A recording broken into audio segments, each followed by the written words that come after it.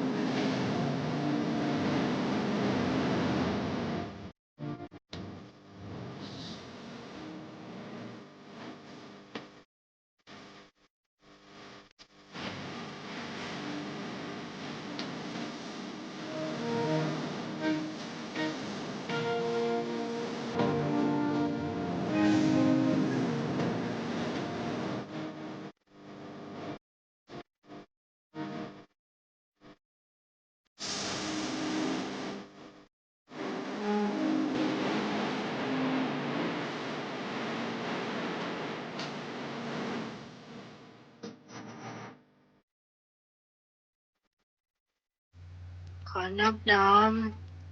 แด่องค์สมเด็จสัมมาสัมพุทธเจ้าพระธรรมเจ้าพระสังฆเจ้าอันเป็นสารณะที่พึ่งของหมู่เฮาทุกคนขอกราบนมัสการพระครูปริยัติยานุศาสตร์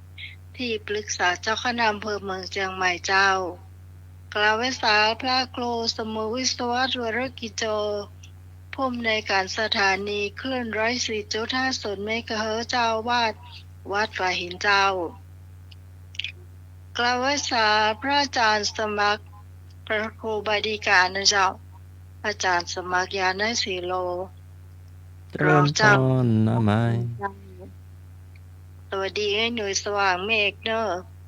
จะได้ก็โทรมากแล้วกัน แล้วก็พระอาจารย์เอารักนี่ก็จะมาสักประมาณ4 ทุ่มนะเจ้า วันนี้คุณผู้ฟังสำหรับเพลงที่จะให้เลือกพี่พรก็เลือกไว้แต่คืนแล้วเนาะอืมอย่างก็ผีบ้านสวนปุงเขาคนสึงตึงผีบ้านสวนปุงนี่ของภายบุโหเนอนี่นะแล้วก็คนสึงตึงนี่น่าจะเป็นของจรัญมโนเพชรอืมอันนี้เลือกเอาก็แล้วกันคุณผู้ฟังจะเลือกเพลงไหนอันนี้เพิ่นเลือกเอาไว้แต่คืนแล้วเนอะเจ้าแล้วก็เดี๋ยวก็หาเพลงที่อืมจินตลาภูลาภเนาะเอานอกจากเขาฟังเพลง2 เพลงนี้แล้วก็จะมีเพลงที่แบบสนุกสนานคุณผู้ฟังได้ฟังก็เดี๋ยวหมายนึกชื่อบ่ออกเถอะนะเจ้าตอนนี้คือพ่อป้ากับอาจารย์สมากรนะเจ้า10 นิ้วอัญชลีนอบน้อมก้มกราบแด่องค์สมเด็จพระสัมมาสัมพุทธเจ้าพระพุทธพระธรรมพระสงฆ์ตลอดถึงพระอรหันต์ผู้ห่างไกลจากกิเลส10 นิ้วขอกราบถวายความเคารพพระมหาเถรานุเถระตลอดถึงหลวงพ่อพระครูสมุวิศวะวรกิจโยหลวงพ่อเจ้าวาดวัดฝ่ายหินหลวงพ่อผู้อำนวยการสถานีพระพุทธศาสนา FM 104.5 เมกะเฮิรตซ์ ขอให้ความเคารพครูบาอาจารย์ทุกรูปเนาะอาจารย์สำเร็จเอาลักษณ์ก็ดี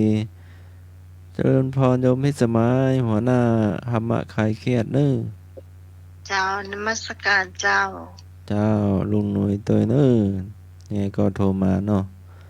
ท่านผู้ฟังทางบ้านทุกท่านเน้อขอเจริญพร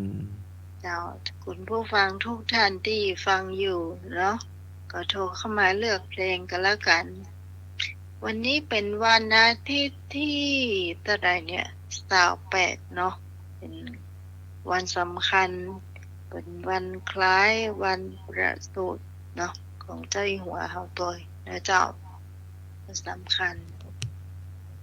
แล้วก็วันนี้ของตังวัดแม่ริมไม่ใช่ตังวัดแม่ริมแหละตังวัดพระนอนขอนตาเนี่ยเจ้าเปิ้นก็มี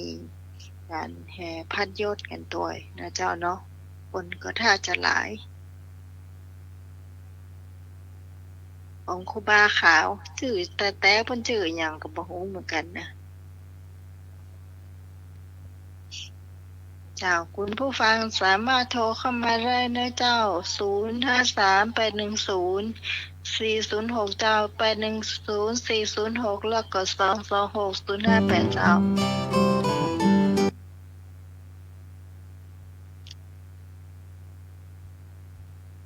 คุณผู้ฟังโทรเข้ามาก่อนนะเจ้าเลือกเพลงเจ้าสายว่างก่อนพระอาจารย์สมัครลองเช็คดูเดี๋ยวก่อนเจ้าว่างแล้วสายว่างแล้วนะเจ้าก็โทรเข้ามาได้เนอะวันนี้พี่พรบอกว่าจะโทรเข้ามาเด็กหน่อยพี่พรไทยไปธรรมสัญจรก็ค่ะสวัสดีค่ะคุณพิสมัยอันนี้น้ำฝนเชียงใหม่ค่ะนานแล้วไม่ได้โทรมาจะฟังทุกวันเสาร์อาทิตย์นะคะ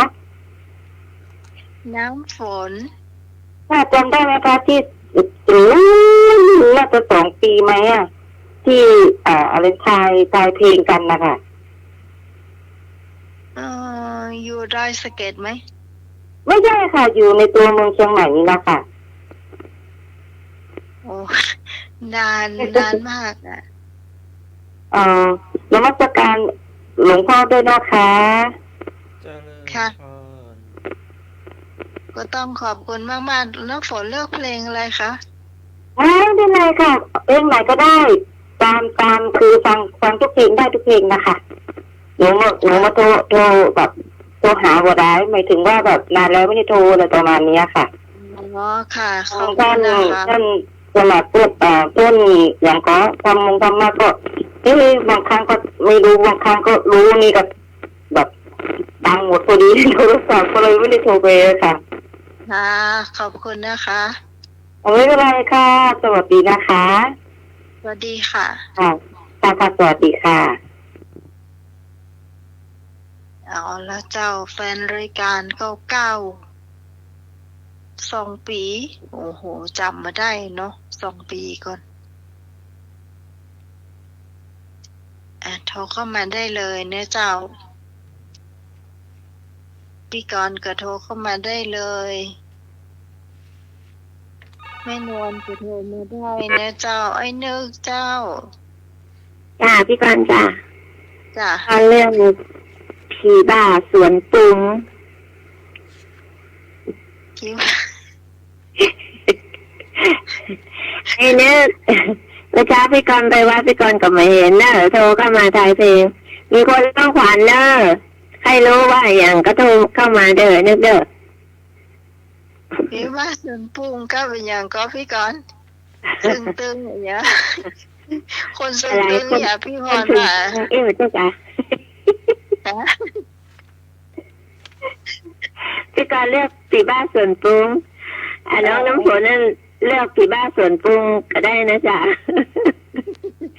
ขอบคุณมาก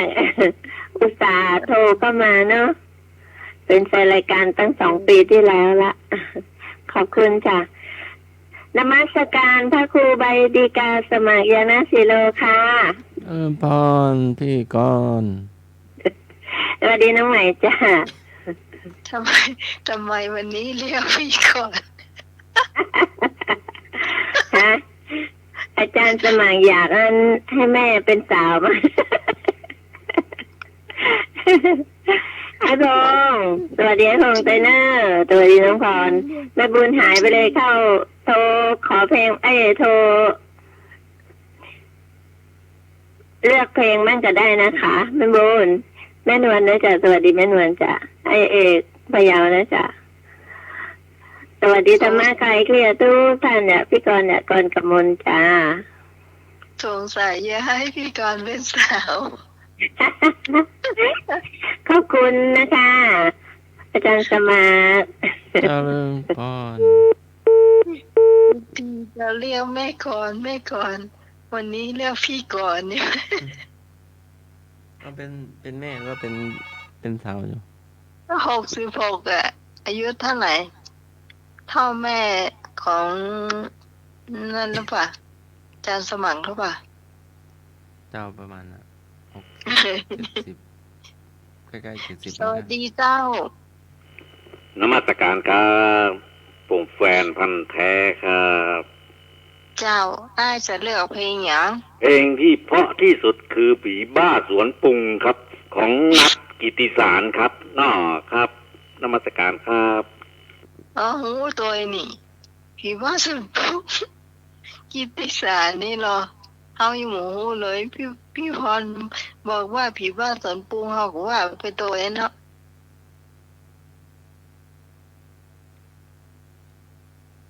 แต่ว่าของอันจรันเนี่ยปอหูอยู่โทรเข้ามาได้เนื้อเจ้าวันนี้ไผ่ไปทำวัดทำวาสวดมนต์เสร็จเรียบร้อยก็เข้ามาเนื้อเจ้าโทรเข้ามาได้เนอะพี่สาวต้นปาวันนี้ไปนั่นก็ไปรถด่วนขบวนพิเศษเจก้าเนี่ยไม่ชอบไปนะโทรเข้ามาเนื้อเจ้าใครที่ยังไม่ได้โทรก็โทรเนอะเนอะโทรเข้ามาเนอะพงษ์เจ้าเอกพะเยา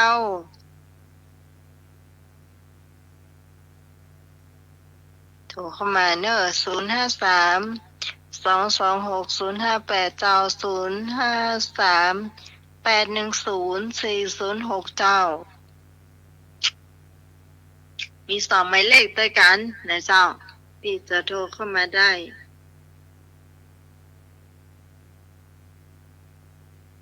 พี่พูจะโทรเข้ามาตามเบอร์น้ำใหม่ก็ได้นะเจ้าถ้าคิดว่าจะผลเสียสตังค์นักเนอะ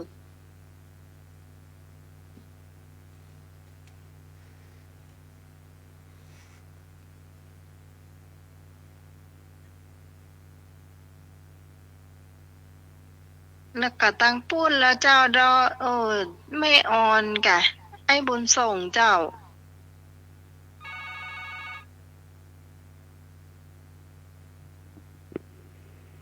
สวัสดีเจ้า ครับ เจ้า อ้าววันนี้หน่อยวันนี้ วันนี้เมย์ไปทำโอม กา ทำโอมมา อืม ต่อมาตรการท่านพระครูสมุวิวัฒน์วรจิโยครับผมพร้อมมาตรการท่านอาจารย์สมัครครับผม เจริญพร สวัสดีน้องใหม่เนย เอาอันนี้สำเนียงก็ต้องไปตังลำปางอยู่แล้วนี่ ครับผม เจ้า ต้องเชื่อเนาะ ป่าเจ้า ขอสวัสดีทีมงานธรรมะใครเกียรติทุกท่านนะครับเนย เจ้า แล้วถ้าได้แบบได้จะได้หันหน้ากันนะเนาะ เจ้า ถ้าได้ของที่ต้องการมาแบบได้ก็จะได้เจอกันเนาะ อาจารย์บอกว่าส่งที่อยู่มาให้เพิ่นก็ได้เจ้า ฮะ ส่งที่อยู่ไอ้บุญส่งไปให้เปิ่นก็ได้ แล้วเปิ่นจะส่งไปให้เออ อ๋อ เดี๋ยวจะได้ก็โทรหาอาจารย์สมาร์ทก็ได้เจ้า แหละ แล้วเนาะแต่บอกเบอร์อาจารย์สมาร์ทเฮ้อเนอะ อ๋อครับ เจ้า อ๋อเลือกเพลงผีบ้าสวนปุงกับถึงติ้งมันกันคิดพอๆกันแล้วเนาะ อันได้เหลืออันได้เนาะ อันไหนกันได้อะถึงติ้งกันได้ผีบ้าสวนปุงกันได้มาคือกันนั่นแหละ มันเนี่ย อั อั น น นี้ ใดตุ่มเหลืออันใดอะเนาะ อ่า คนที่มันขอไว้ก็มาต้มเดียวนี่กะ ว่าอ เนี่ย ครับเองนะครับเนอะ เจ้าขอบคุณเจ้าไอ้บุญส่งเจ้ามาไอ้พงมาเป็นตัวแทนของละปูนเจ้า แล้วก็ไอ้999รอเจ้าไอ้พันเจ้า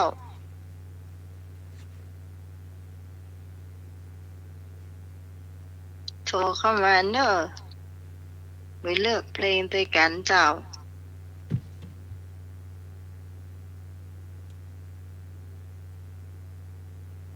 วันนี้หลายท่านหลายคนคงจะไปวัดไปว่ากันเนาะเจ้าเนาะ แต่ว่าบางคนก็คงจะปิกมาแล้วนะเจ้า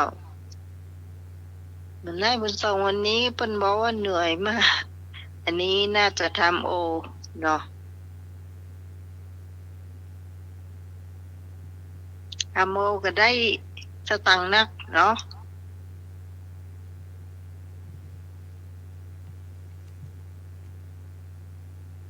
หมดเลยอย่างถ้าหมด โอ้ผีบ้าสวนปรุงมีคะแนนนักเหลือเนอะเดี๋ยวนี้นะ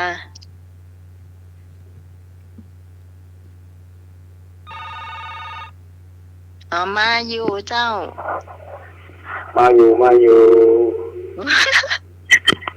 ครับผมกับนมัสการอาจารย์วิศวัฒน์วรศิโยครับกับนมัสการพระอาจารย์สมัครครับผม เจริญพรอ้ายพงษ์ สวัสดีคุณพี่สมัยเนอ เจ้าสวัสดีจ้าไอ้พงษ์ สวัสดีแม่บูนพี่กรพี่พรยังมาเพื่อนอ้อ แม่เตือเจ้า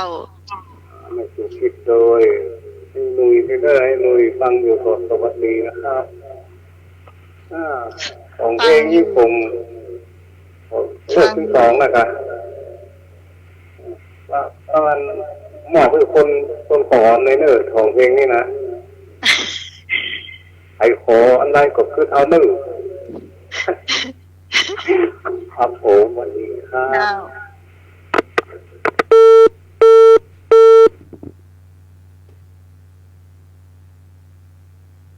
หนึ่งพี่พรบอกมาเตือนี่กะ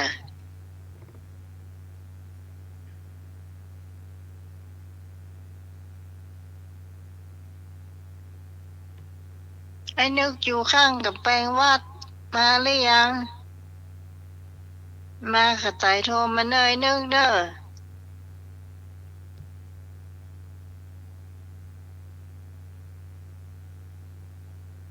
ถ้าบ่โทรมาเดี๋ยวเขาจะเอิ้นในอันไม่ให้เขาโทรไปหาเด้อ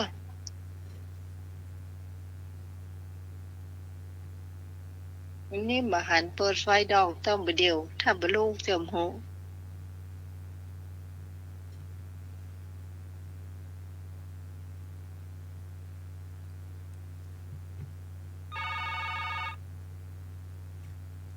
เจ้ามาหำหนึ่งสาย ผมลืมขอเพลงครับ ฮะ เพลงลืมขอเพลงอ่ะ เออ เพลงขันน้ำเด้อ ทันน้ ครับผม ำเอาไปตวงหยัง ตรงกาแฟแล้วกันคือเลขของเพลงนี่นะเพลงเงินที่บ้านสวนปรุงกับคนถือตึงมอบให้คนขอนักๆเลิก ก็เดี๋ยวมันวาดมาก่อนเดี๋ยวน้อยบอกเฮ้อเด้อ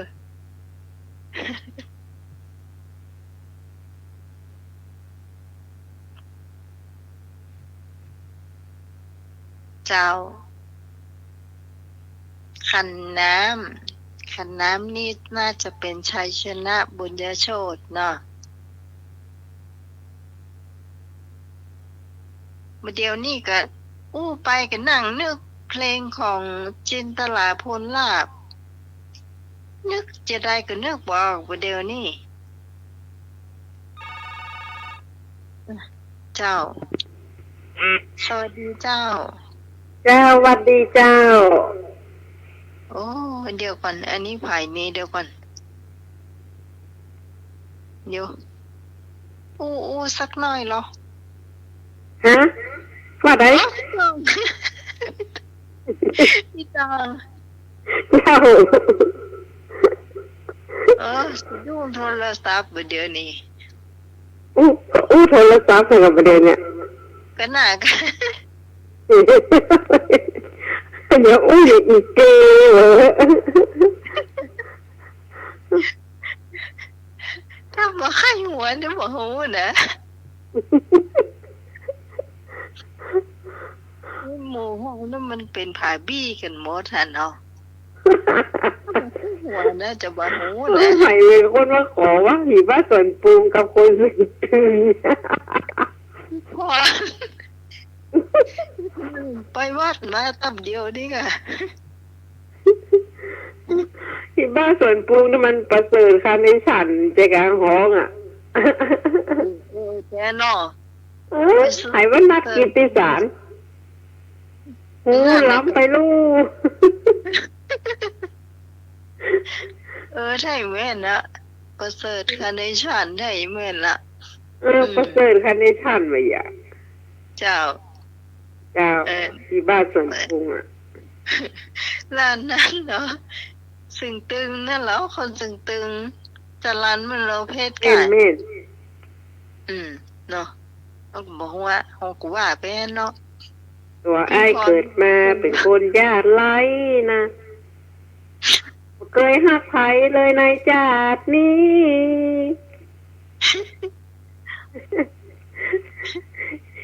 กินแคบหมูคือมันดิ้นตายนะเรื่องบ้านนะ เจ้า น่ะเอาอย่างเปิ้นว่านะกะฟังอยู่เนอะมันจะบอกฟังนะแต่ไม่ได้โทรไปบ่ได้เจ้า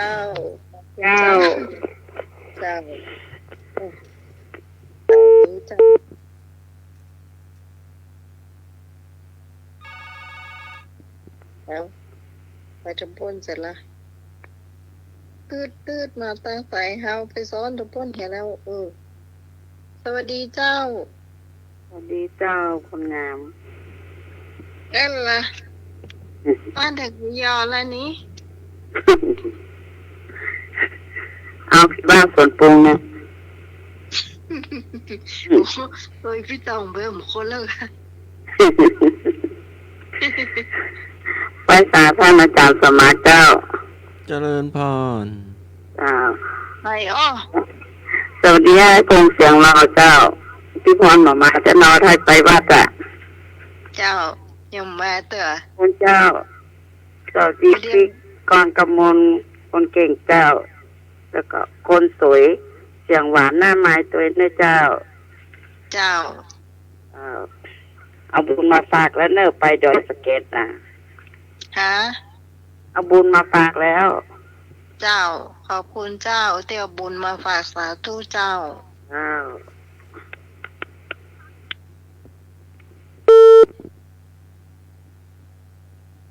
เอาลาผีบ้าสวนปรุงนำ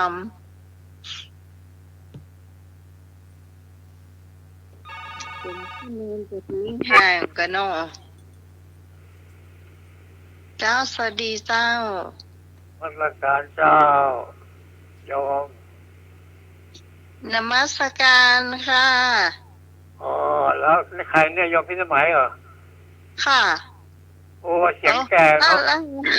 เดี๋ยวดวงตามานมัสการไม่ได้ไม่ได้ว่าเจริญพรนี่จำเสียงไม่ได้เมื่อคืนนี้มีคนถามมหาชันว่าใครเรียกหลวงตาจิตอะใช่โยมคนเมื่อกี้หรือเปล่า รอ่ะ อาตมาฐานะสีโลไปดีกา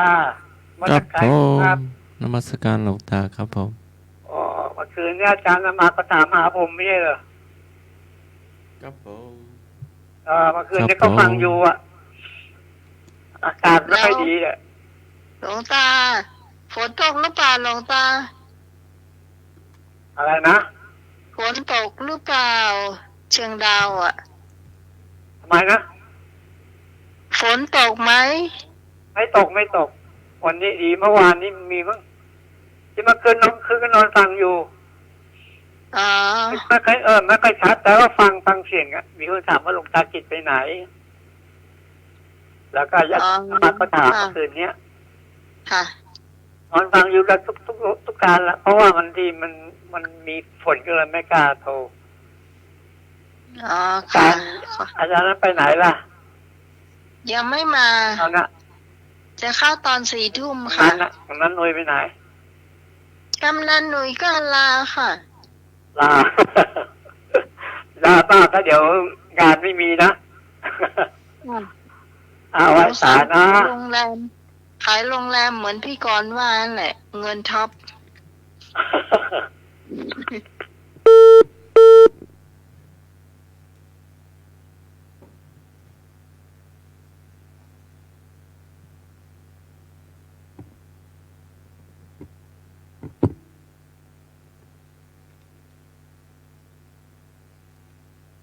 หมดหรือยัง หมดหรือยัง หมดหรือยังจะได้เปิดเพลงเจ้า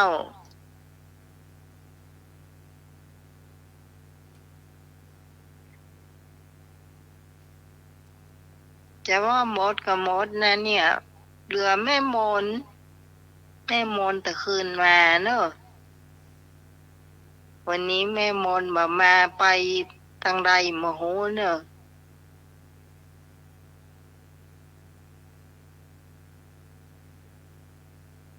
ถ้ามาก่อนแล้วไปนะเราจะได้เปิดเพลงแล้วเนาะเดี๋ยวก่อนเวลาน้อยหนึ่งโอ้โหไปเกินชั่วโมงแล้วเจ้า น่าจะเปิดเพลงได้แล้วเนาะ พี่เมาเหล้าอ่ะ นี่เป็นอย่างเนี่ย ไม่เป็นพี่บ้า เป็นอย่างเดียวหาเนี่ยกะ จ้า กินยาล่ะ ยาผงแดง ยาเนี่ยยาก็หมูหมองเนี่ยยาเนี่ย กินเหมือนกันนะ กินล่ะ กินยาหมองเอาไว้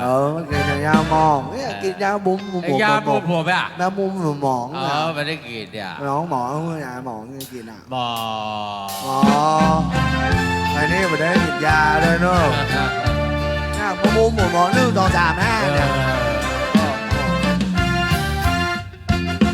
ตั้งแต่วันนั้นได้ข่าวแจ่มจันแต่งงานกับเขาข้าเลยเป็นสุขเป็นเศร้าพอยอมกินข้าวกินน้ำกินปลา นั่งดูดจากกิม นั่งพอไอติม นั่งดูดไอถูกแล้ว นั่งดูดไอติม นั่งพอจะกิมยิ้มตัวจักกาอายุ28แล้วนะเพื่อนฝูงเขาหาว่าบัดเต็มเต้ต่อจากวันนั้นข้าเลยเลื่อนคันข้ามจันเสียเองบางวันบ่ใส่กางเกงชื่อของตัวเองก็หาชื่ออย่าง หลงลืมชื่ออย่าง ชอบอยู่คนเดียวชอบเอวชอบเดียวลืมเปลี่ยนเงียบคืมหลงลืมซึมหาย มีบางครั้งเคยตั้งสติเหมือนกันตั้งแล้วมันบอกบนวันบางครั้งรำคาญอายลองบอกกาย จังมันเตอะไว้บ่ต้องบอกคุณหัวใจ คนจนแล้วบ่มีความหมายปล่อยมันตายไปบ่ถามหา แล้วมาวันนี้อายสบายดีมวนอกมวนใจ สบายดีนะ อายมีเพื่อนฝูงมากมายเป็นผู้ป่วยชายแล้วในห้องยา เพื่อนฝูงหลายคนต่างก็ตะโกนต้อนรับอายว่า วันนี้ดีใจนักหนาอายมีฉายา มีบ้านสวนปลูกไอ้ไว้ อยา ถ้าได้ไปได้เป็นระเบย เล่นอยา เอาไปเล่นนี่บอก เล่นอยา เล่นขายครัว มาเล่นใกล้แล้วเล่นน้ำมันน้อยละ ไป เล่นอย่างเดียว เล่นพ่อแม่ลูกเหรอ เหรอ ม่วน แล้วใครจะไปป้อ ก็ แล้วหาไปยัง มีบางครั้งเคยตั้งสติเหมือนกันตั้งแล้วมันบอกวนวันบางครั้งลำคาญอายลองบอกกาย จ้างมันเติร์น้องบ่ต้องบ่คุณหัวใจ คนจนแล้วบ่มีความหมาย ปล่อยมันตายไปบ่ถามหา แล้วมาวันนี้อายสบายดีมวนอกมวนใจอายมีเพื่อนฝูงมากมาย เป็นผู้ป่วยชายแล้วในหุกยา เพื่อนฝูงหลายคนต่างก็ตะโกนตอนน้ำไอว่าไปมาห้องแบบนี้ แอด แอดหูจังหาด้วยอ่ะ เล่นก่อ เล่น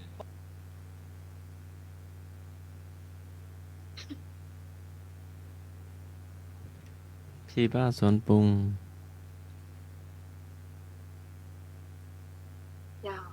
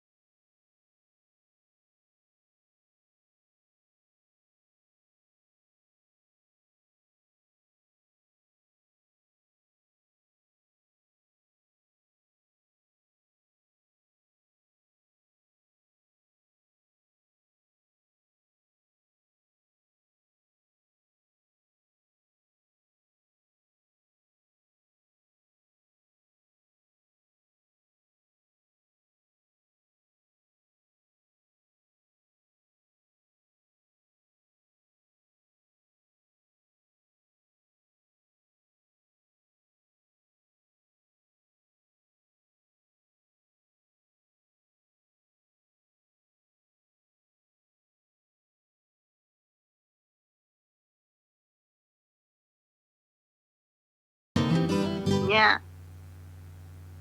อ้ายพงป่าซางบอกว่า อันหมอเพื่อคนที่ขอนั่งรักหรือเปิดนี้รอ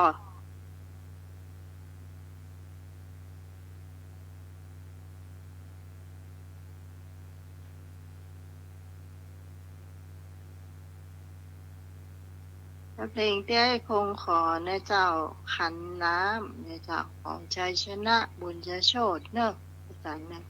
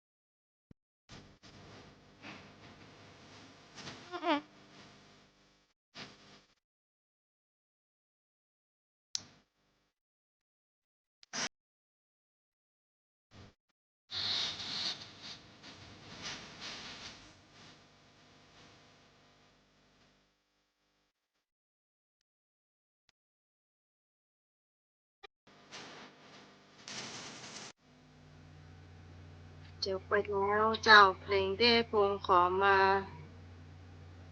ขันน้ำนะเจ้า ยังมาแหมสักเพลงได้อยู่อะเจ้าอาจารย์3:40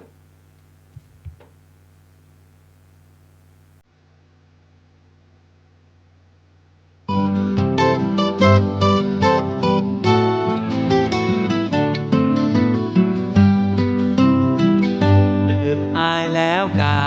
ก่อนสัญญากันว่าจะได้ที่เคยฝากไว้ลืมขอนไม้ที่เคยนั่งเคียงลืมเปียดลืมสาลืมโอ่งผ้าลืมมีดลืมเคียงมาตัดก้มสิ้นเปียกลืมโอเมียงลืมแม่บ่อยาลืมทางกลางเปียกตอนนั่งเคียงเคยเลี่ยงหลีกหนีย้ายกำมือสาวจีเล่นอุ้มลีสองคนจักตาลืมควายแม่ว่องลืมแม่คองที่เคยใส่ตาคือสั่งใดจากป้านาก็แลบ่เดียว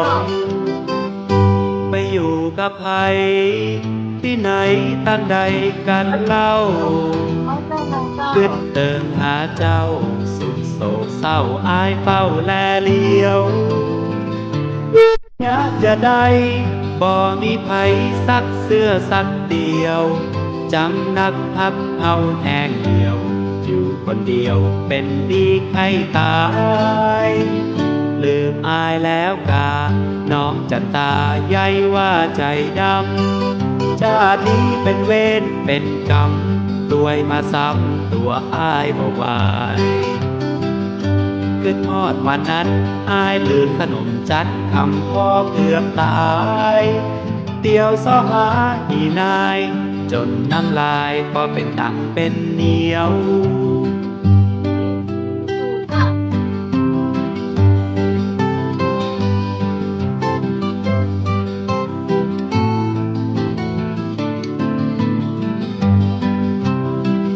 ลืมอายแล้วกาน้องจะตายใยว่าใจดำชาตินี้เป็นเวรเป็นกรรมตวยมาซ้ำตัวอายบ่ไหวเกิดทอดวันนั้นอายลืมขนมจันคำพ่อเกือบตายเดียวซ้อหาอีนายจนน้ำลายพอเป็นตังเป็นเหนียว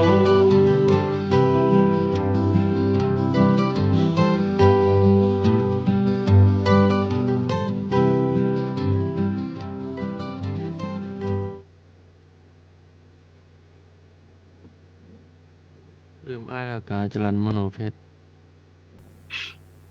ตะกี้ไผโทรมา ยายพร ยายพรก็ว่าพี่พร ยายพร ยายพร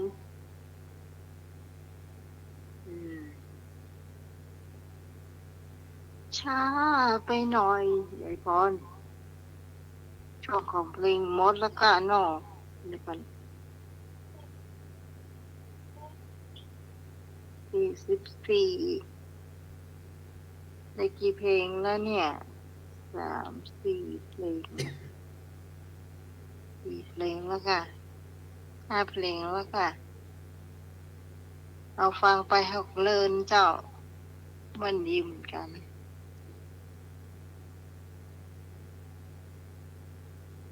หมดหรือยังหมดแล้วเนาะหมดแล้วเจ้าหมดแล้วช่วงประชาสัมพันธ์จะสมัครว่าไปเจ้า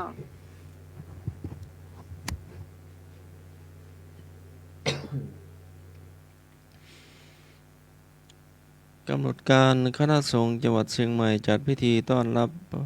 พระราชาคณะพระราชวิสุทธิเวทีนิกรมโนกะโรปรริยนธรรม9รองเจ้าคณะภาค7ผู้ช่วยเจ้าวาดวัดปากน้ำภาษีเจริญกรุงเทพมหานครได้รับพระราชทานสถาปนาสมณศักดิ์ขึ้นเป็นพระราชา ณะสันเทพที่พระเทพชิระธีรคุณ 2. พระครูธรรมาภิรมย์อินถาวรธรรมโมที่ปรึกษาเจ้าคณะจังหวัดเชียงใหม่ เจ้าอาวาสวัดน้ำบ่อหลวง ได้รับพระราชทานสถาปนาสมณศักดิ์ขึ้นเป็นพระราชาคณะชั้นสามัญที่พระมงคลวชิรานันท์ 3. พระครูบัณฑิตธรรมาภรณ์นัสศักดิ์วิสุทธาจาโร รองเจ้าคณะอำเภอแม่ริม เจ้าอาวาสวัดลัทธิวันพระนอนขอนตาล ได้รับพระราชทานเลื่อนสมณศักดิ์เป็นพระราชาคณะชั้นสามัญที่พระวิสุทธิวัชราภรณ์ ณ วัดพระสิงห์วรมหาวิหาร ณ วิหารหลวง อำเภอเมืองจังหวัดเชียงใหม่ในวันอังคารที่ 30 กรกฎาคม 2567 เวลา 13 นาฬิกา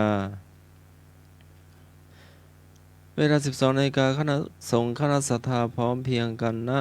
พระวิหารหลวง วัดพระสิงห์วรมหาวิหาร เวลา 12 นาฬิกา 10 นาที พระราชาคณะถึงท่าอากาศยานนานาชาติเชียงใหม่ คณะสงฆ์จังหวัดเชียงใหม่ถวายการต้อนรับ ประธานพิธีพร้อมพุทธศาสนิกชน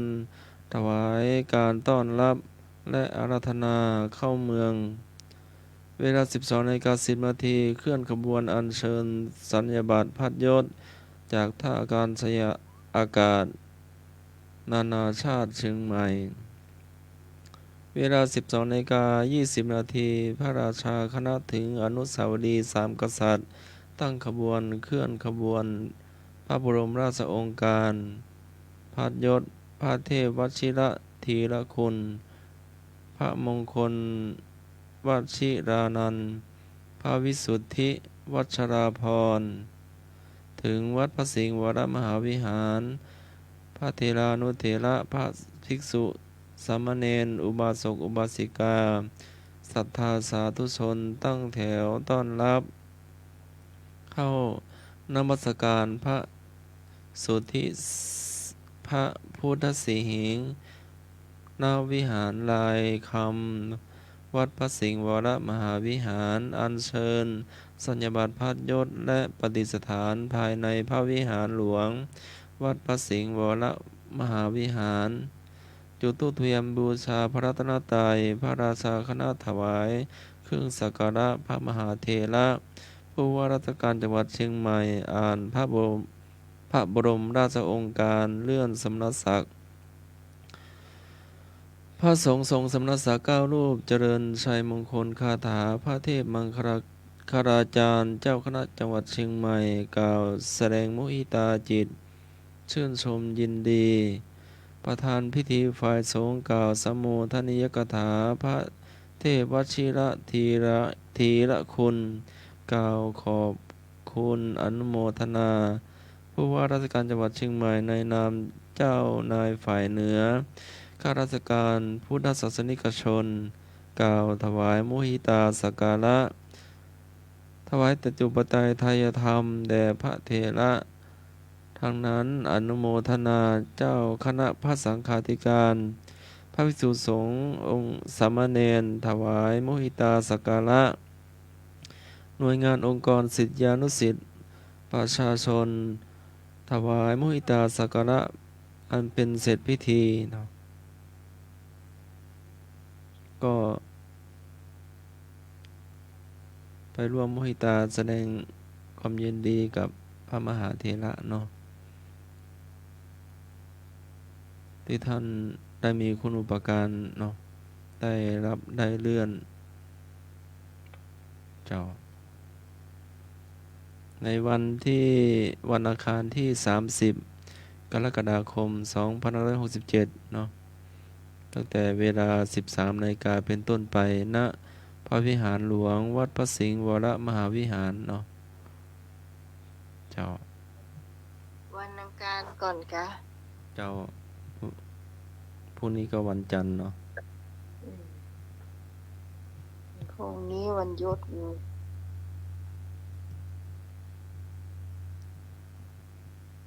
มีทำก่อน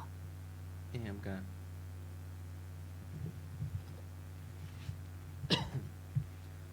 ประกาศสำนักงานแม่กองทำสนามหลวงการสอบทำสนามหลวงประจำปี 2567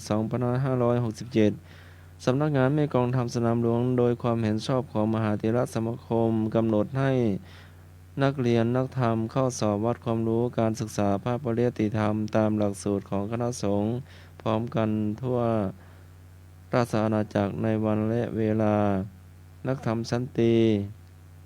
สอบในวันศุกร์ที่ 11 วันศุกร์ที่ 11 ตุลาคม 2567 9 ค่ำเดือน 11 ตั้งแต่เวลา 13 นาฬิกาจนถึงเวลา 16 นาฬิกาสอบวิชาเรียงความแก้กระทู้ธรรม วันเสาร์ที่ 12 ตุลาคม สอบวิชาธรรมะ วันอาทิตย์ที่ 13 ตุลาคม สอบวิชาพุทธประวัติ วันจันทร์ที่ 14 ตุลาคม สอบวิชาวินัย และส่วนนักธรรมชั้นโทเอกสอบในวันอาทิตย์ที่ 17 พฤศจิกายน 2567 ตั้งแต่เวลา 13 นาฬิกาถึง 16 นาฬิกาสอบวิชาเรียงความแก้กระทู้ธรรม วันจันทร์ที่ 18 พฤศจิกายน สอบวิชาธรรมะ วันอังคารที่ 19 พฤศจิกายน สอบวิชาพุทธประวัติ วันที่ 20 วันพุธ เดือนพฤศจิกายน สอบวิชาวินัย โอ้วันนี้มัน อีกนานเลยครับ กำลังเดือนอย่างเดิม สอบพระมศึกษาชั้นโทเอกในวันศุกร์ที่ 22 พฤศจิกายน 2567 เวลา 8:30 นาทีสอบวิชาเรียงความแก้กระทู้ธรรม เวลา 13 นาฬิกาถึง 13 นาฬิกา 50 นาทีสอบวิชาธรรมะ เวลา 14 นาฬิกาถึง 14 นาฬิกา 50 นาทีสอบวิชาพุทธประวัติ เวลา 15 นาฬิกาถึง 15 นาฬิกา 50 นาทีสอบวิชาวินัย สอบวันเดียวเนาะ ของละอ่อนเป็นข้อกาเนาะ ส่วนข้อเขียนก็วิชากระทู้เนาะ วิชาเรียงความแก้กระทู้ธรรม ผ่านแก้กระทู้ทำได้นี่ก็ผ่านแน่นอนเจ้า ปีที่ผ่านมาก็วัดไฟหินก็สอบผ่านตุลุงตุกโตก็ผ่านนักธรรมโทสามเณรนัทสามเณรบุญใหม่สามเณรแดงเนาะ แล้วก็น้อยกระแต ผ่าน4 รูปเนาะ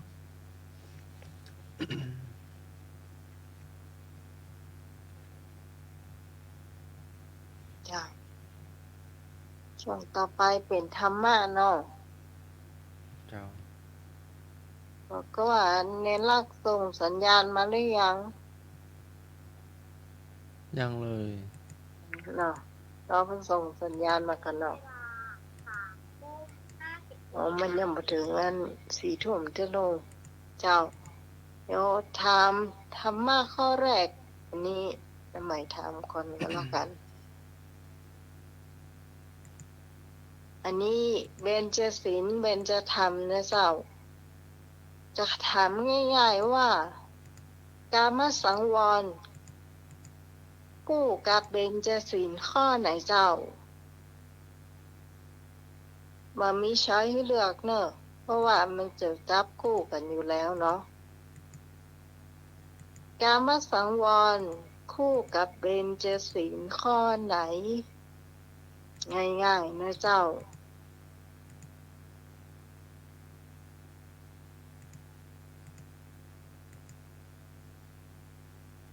เบญจศีลก็มี5เบญจธรรมก็มี5เหมือนกันเนาะ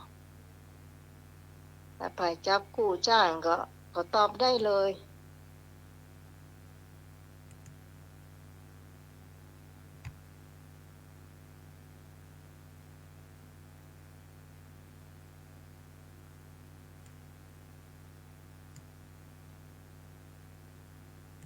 053-226-058 เจ้า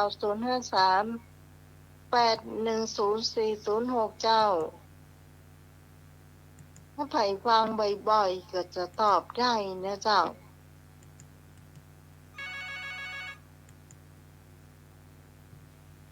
มาแล้วเจ้าสายแรกเจ้า อันหัวหน้าทุกคนมาเลยอัน จำไม่ได้นะหมายที่ก่อนจะได้แต่ฟังปานาติปาตานั่นน่ะอันกรรมสังวรนั้นไปก่อนว่าคู่กับปานาติปาตานะเพราะว่าอันเป็นจะทำนั่นไปก่อนได้ฟังไปก่อนฟังจะเป็นจะเต็มค่ะเราเอานอก เพื่อเปลี่ยนหำรอบหนึ่งบ่ถูกเจ้า เราพี่ตอนจำไม่ได้การมัดสังวรปานา เปลี่ยนรอบ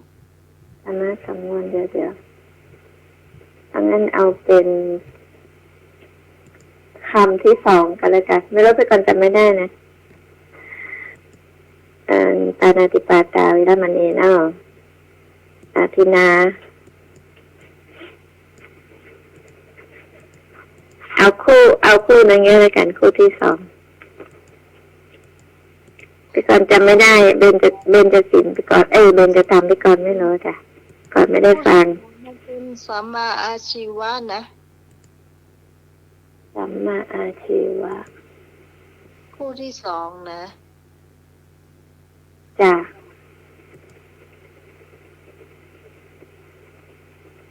ไม่เป็นไรน้องหมายเดี๋ยวไปก่อนจะตอบทีหลังก็ได้จ้ะให้คนอื่นต้นตอบได้ให้ตอบมาก่อนเนาะ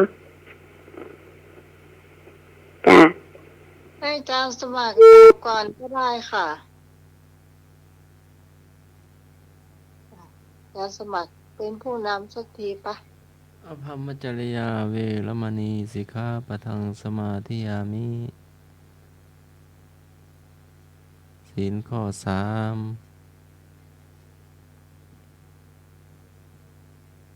ต่อไปได้เลยกามสังวร คู่กับเบญจศีลข้อไหน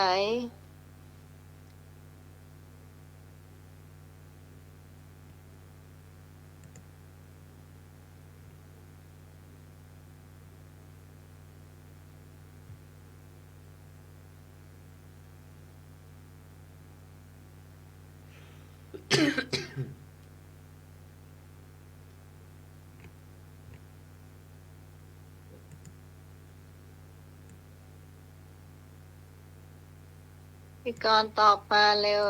เลยเจ้า เพราะว่าอาจารย์สมัคร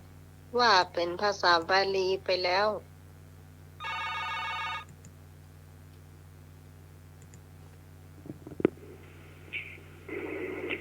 จ้าเอาข้อที่3เนาะกาเมสุมิชฌาจาราเวรมณีสิกขาปะทังสมาธิยามิไอ้เนกหลับอยู่หรือว่าวิทยุไม่ดี ก็เปิดวิทยุดัง ฮะ เปิดวิ ไอ้ ท นึก ยุ เดี๋ยวพี่กรณ์จะเล่าขวัญเด้อมันจะเอาพี่กรณ์ไปวัดนะอันเปิ้นบอกว่าอันพระสมนึกนะเปิดวิทยุดังอ่ะเปิ้นจะเฟี้ยงมั้งค่ะ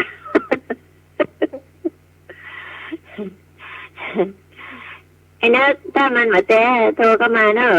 เปิ้นบอกพี่กรณ์อย่างนี้นะ สวัสดีแม่สุพิษเนอะพี่กรณ์ก็บุญมาฝากบุญการพี่กรณ์กลับไปวัดมา ขอบคุณที่เอาบุญมาฝากนะจ๊ะ โอ้เปิดวิทยุดังกะเนี่ยปิ้งอ่ะเอาอันสายไฟจากขวางแล้วค่ะไอ้นึกลากกับสายไฟออกต้มหู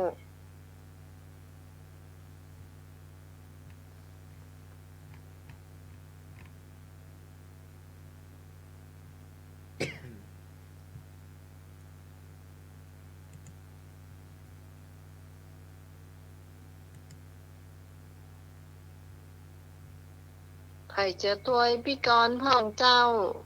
ตัวได้เนอะไอ้พงษ์เหรอ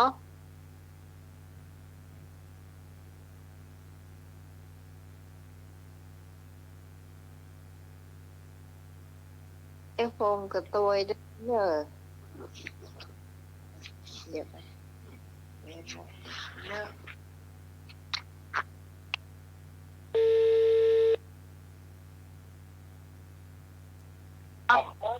ครับผม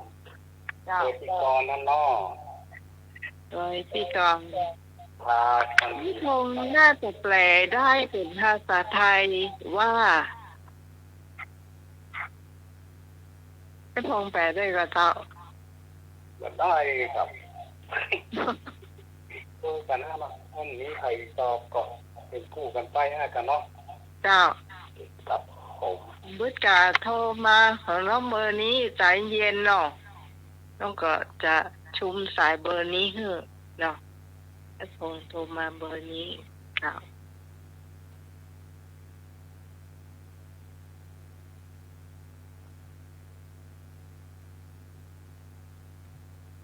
มาตังปูนเปิ้นกะถ้าตังสายเบอร์053มันก็เสียงตังนักนี่หรอก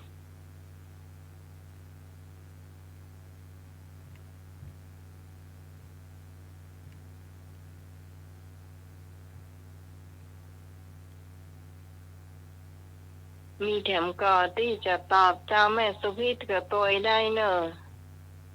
แม่มน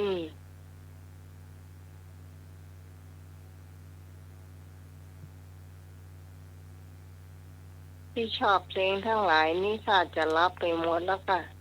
วันนี้ฝนตกนะเจ้าตกบ่อยๆ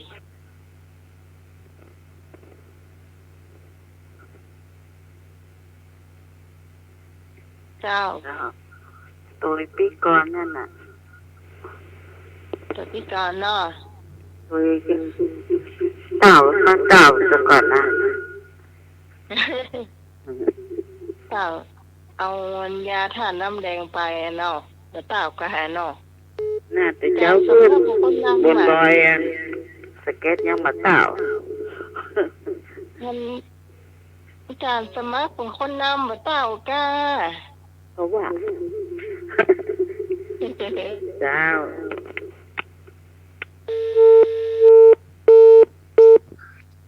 ครับ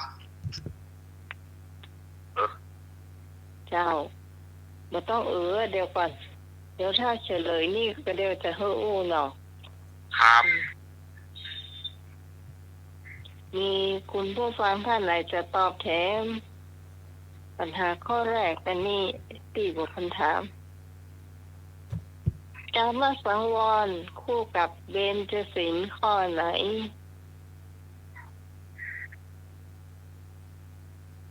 การสมัครตัวคนนำตอบ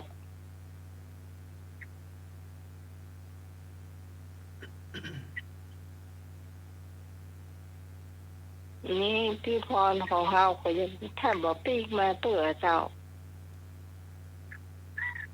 เฉลยเนาะก็คู่ที่3นั่นแล้วเจ้ากามสังวรต่อไปพิษลูกพิษเมียไผนะเจ้าเนาะเว้นเว้นศีลข้อ3นะเจ้า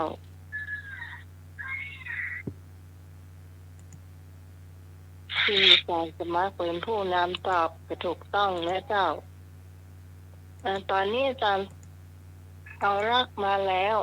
แนะนำตัวเก่าก่อนที่จะไปข้อต่อไปเจ้า ครับ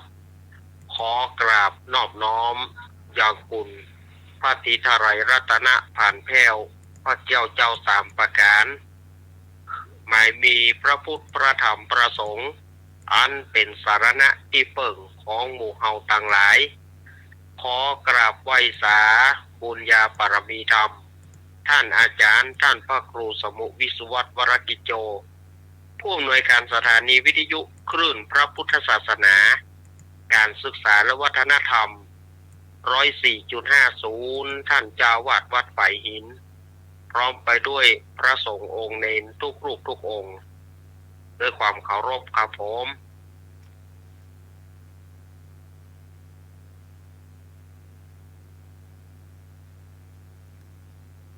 ฮัลโหล แล้วก็ขอ ครับ สวัสดีโยมพี่สมัยผู้ดำเนินรายการ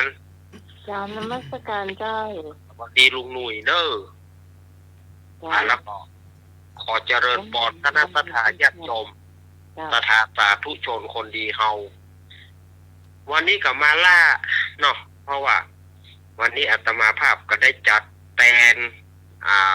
รายการธรรมะจากยอดดอยวันนี้นะแตนท่านอาจารย์วรรณชัยชยานันโทไป แล้วก็ซ้ำว่าเปิ้นถ่ายทอดที่วัดพรหมมงคลตาล้อเปิ้นถ่ายทอดไปจนถึง3 ทุ่มแล้วก็พอ3 ทุ่มก็ไปจัดรายการธรรมะจากยอดดอยจบรายการธรรมะจากยอดดอยก็มาที่นี่ เอาเนาะวันนี้ก็ถือในภาคนี้นี่มักจะมาจ้าบ่อยก็เดี๋ยวก็มาจ้าพ่อไม่เป็นยังหรอกไม่ครับวันนี้ก็วันพระวันศีลแล้วก็เป็นวันที่ปวงชนชาวไทยเฮาปรับปลื้มเนาะเป็นวันเฉลิมพระชนมพรรษาพระบาทสมเด็จพระวชิรเกล้าเจ้าอยู่หัวของเฮาวันนี้ก็หลายวัดหลายว่าหลายบ้านหลายจองเพื่อก็มีการถวายพระพรเนี่ยวันนี้ต่างวัดอาตมาก็มีการถวายพระพรโดยมีการฟังเทศน์โดยอย่างตัวก็เลยทำให้ลาดจ้าไปเอาละได้อู้ได้จ่ากันได้ยี่ก่อนเดี๋ยวก็จะได้เข้าสู่ด้านของปัญหาด้านธรรมะจากสมัครลำดับข้อ ไป ต่อไปข้อที่2จะอาจารย์สมัครถามเจ้า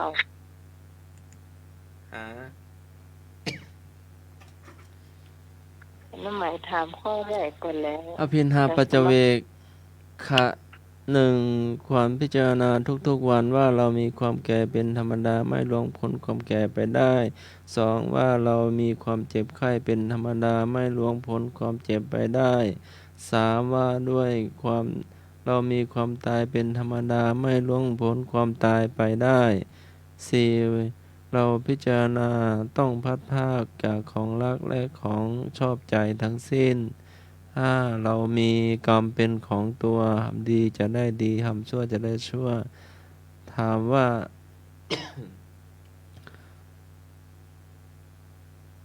กอไก่ถามว่า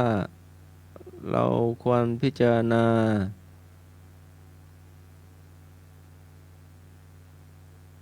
กอไก่เราควรพิจารณาทุกๆวันพิจารณาเนืองๆขอไข่เราควรพิจารณา1 ปี1 วันอันนี้เนอะกอไก่ควรพิจารณาไปทุกวัน แล้วก็ขอไข่1 ปีพิจารณาครั้งหนึ่ง ไม่ใช่ขอไข่นี่พิจารณาเป็นเนืองจ้าพี่กรณ์ตอบข้อกอไก่จ้ะนมัสการจ้าในราคา สวัสดีแม่กร อาล่ามากวายอยู่ตลอดนะวันเนี้ย พิจารณาเนืองกับพิจารณาทุกวันอยู่ข้อ1เนอะข้อ2นี่ปี1พิจารณาวันเดียวก็เอาข้อกอไก่จ้ะ ช่วงนี้เกเรงานบ่อย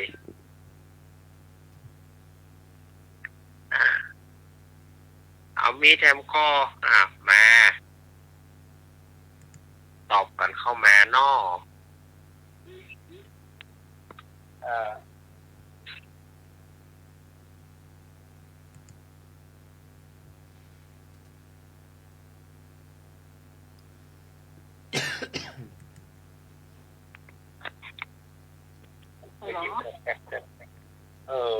ดังละ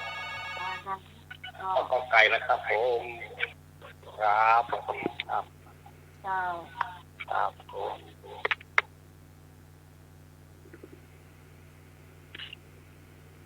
การสมัครสลับพ่อกันนะตะกี้ว่า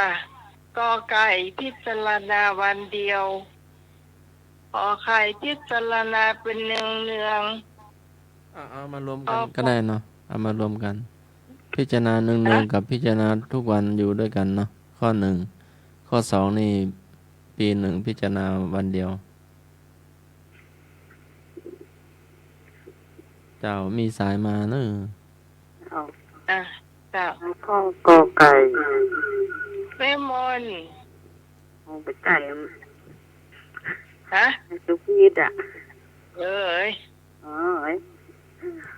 เปลี่ยน เอ้ย ละเราดีโรงเรียนเจ้า เสียงที่ตายอยู่เสียงตะกี้อ่ะมีจำนวนปลาเต็มผาที่ไปตีจ้ะ เออ วันนี้สมันสีเลยอ่ะ เป็นนักกัน ได้ เจ้าสวัสดีโรงเรียนเจ้า แล้วสวัสดีแม่ อ้าว โอ้ยจำได้อยู่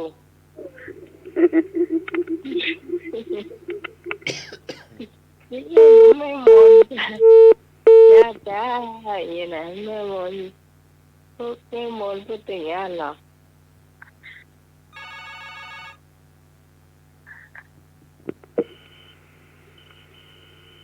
ถ้าพิจารณาเป็นเรื่องๆเนี่ย อันนี้ข้อเนี่ยเต่าถูกต้องเรื่องหมายถึงประจำกู้วินาทีกู้ชั่วโมงซ้ำอะเรื่องเนี่ยอันนี้ภายนี่เดี๋ยวก่อน นมัสการครับ ตอบข้อไหน คำตอบสุดท้ายคือ พิจารณาเนืองครับเนาะครับ นมัสการครับ เจ้า ว่ะมีแฮมก็โทรเข้ามาเนอะ มีที่พอหนุ่มมาเตื้อ ได้ปัญหากันเนาะ เจ้า มีข้อที่สองเนอะข้อที่สอง จะพิจารณาเนืองๆหรือว่าจะปีหนึ่งจะพิจารณาเหตุเตือหนึ่งฮัลโหลฮัลโหล เจ้าย้ายว่าได้ ตอบเล ฮัลโหล ย น้องไหมนิติธรเนอะนิติธรตอบข้อกอไก่เนอะ เจ้าอันนี้ เจ้า อันนี้เสียงพี่พรเอราวัณ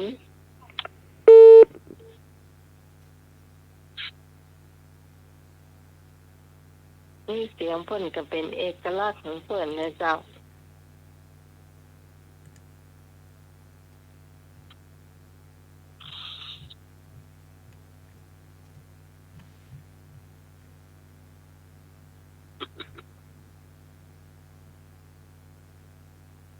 มีอยู่ก็ เพราะว่ามีอยู่ก็ มีกระโทรเข้ามาแฮมเนอร์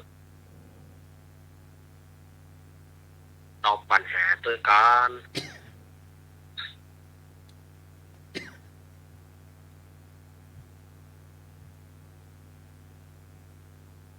ถ้ามามีจะได้เฉลยจะไปข้อต่อไปเนาะ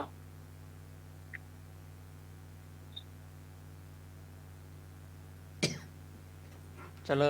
ยกอไก่พิจารณาเนืองๆพิจารณาทุกวัน น่ะสถาญาติโยมเฮ้ยมีอยู่ก็มี เดี๋ยวก่อนข้อใหม่มาแถม สมะชีวิตามีความหมายตรงกับข้อใดกขยันหา ขอรักษาทรัพย์คคบเพื่อนดีงเลี้ยงชีวิตพอเพียง สมะชีวิตามีความหมายตรงกับข้อใดกขยันหา ขอรักษาทรัพย์คคบเพื่อนดีงเลี้ยงชีวิตพอเพียง เอาละอันนี้นี่ง่ายเด้อ อันนี้มายากเจ้า มายากอันนี้แปลเลยสถาญาติโยมเอา อืม กอไก่ค่ะ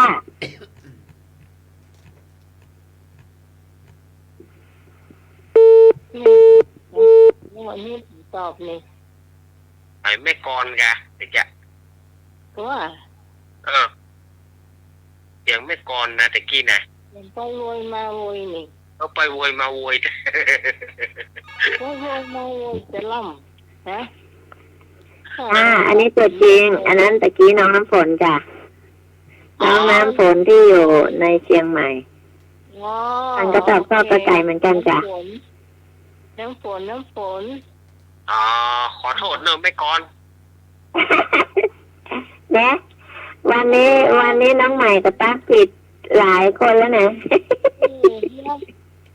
จำไม่หลวงป่าบงกับบ่ได้อาจารย์ในรักเล่าฝันน้องใหม่เนาะ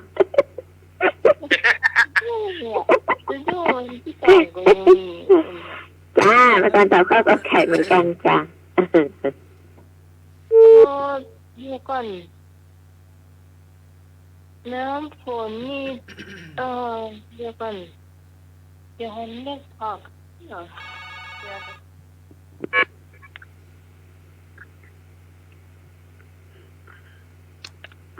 เอากบ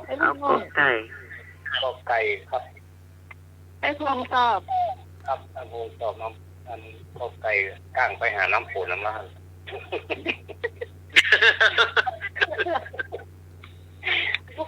ก้างไปหาน้ำฝน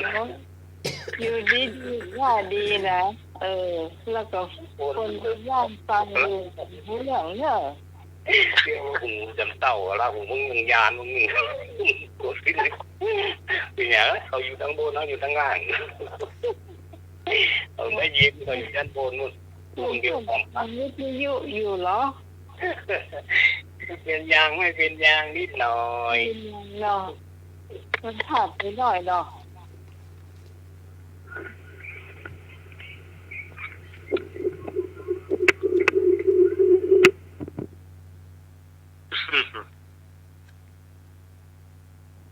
สมาชีวิตาก็ไกลนี่เองก็อย่างสมาร์ท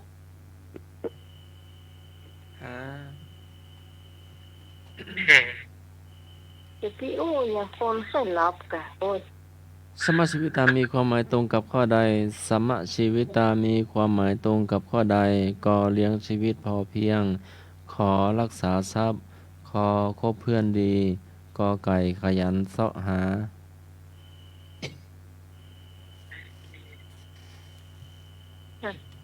มีสายมาเนอะฮัลโหล นมัสการครับ ตอบว่าได้ คำตอบสุดท้ายคือเลี้ยงชีวิตตัวเองครับหน่อครับนมัสการครับ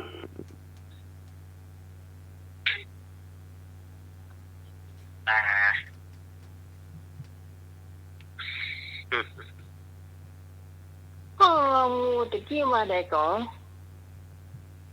เลี้ยงชีพ เลี้ยงชีวิตพอเพียง เลี้ยงชีวิตพอเพียง เลี้ยงชีพชอบ เจ้า น่าจะเป็นงองูอ่ะถ้าพี่ตอบเนี่ยถ้าพี่ตอบงองู ฮัลโหลน้องไหม เจ้า พี่ชอนกับข้อกไก่นั่นเนอะ เจ้าก็ใครไม่ยอมโหเนี่ยก็ใครไม่ยอมโหนะต้องจำมาได้ละอย่างสมัครเดียวอ่านตังบนมาหาตังหนุ่มเดียวอ่านตังหนุ่มไปหาตังบนเล่นแล้วเพื่อนเมาหัว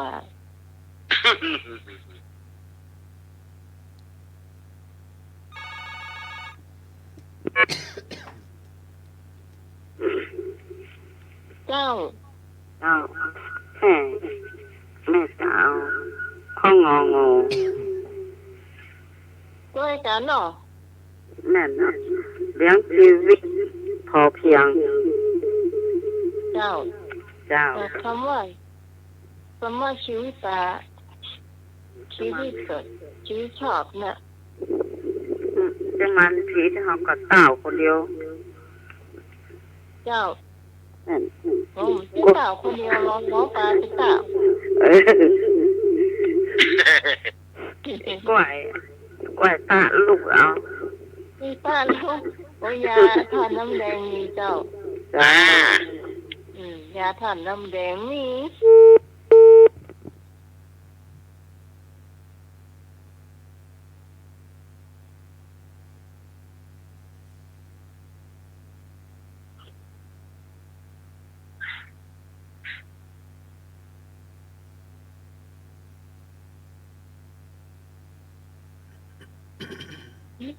ป้าคิดป้าถูกนะอันนี้นะ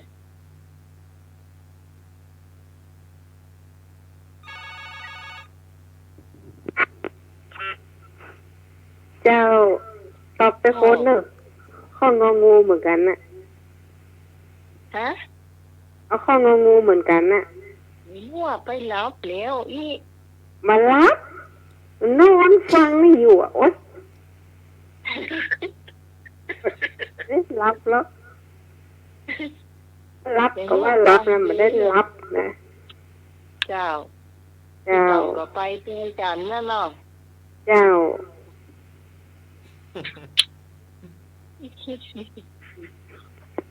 จากสมัครให้ว่ะ นอนฟังธรรม ฮะ นอนฟังธรรมอะ นอนฟังนอนฟังกันเนาะนั่งฟังก็เต็บแอวก็นอนเหนือเนาะ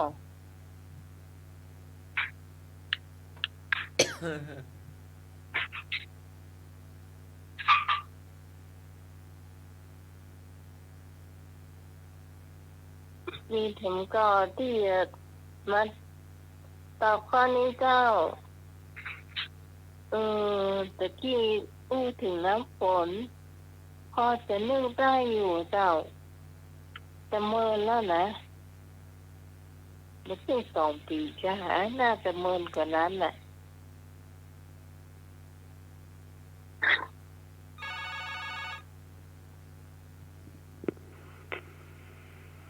ฮัลโหลใช่ค่ะนานกว่านั้นค่ะสักประมาณ3 ถึง 4 ปีได้แล้วค่ะ ฮะ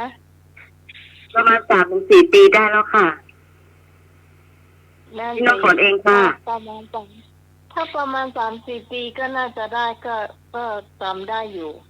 ตอนนั้น ใช่ค่ะ ประมาณนั้นแหละค่ะ ตอนนั้นที่ชายประการหรือเปล่า อะไรนะคะ วันนั้นฟังที่ชายประการด้วยหรือเปล่า ใช่ค่ะ ใช่ค่ะ ตอนนั้นรู้สึกว่าจะอะไรนะที่ว่าตอนปีใหม่ได้ว่า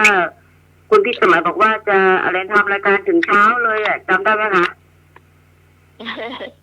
ใช่ใช่ จำได้เลยอะค่ะ เป็นเท่า ผลก็บอกเอาเลยค่ะ ประมาณนั้นนะคะ ค่ะค่ะจำได้แล้วค่ะ โอเคค่ะ แล้วกันสวัสดีค่ะ สวัสดีค่ะ ค่ะ อันนี้เป็นแฟนรายการนานมากแล้วนะจ๊ะถ้าเป็นตู้นสมัยบ่าวชาประการแล้วนะเจ้าก่อนได้หน่วยก่อนอันนี้นะ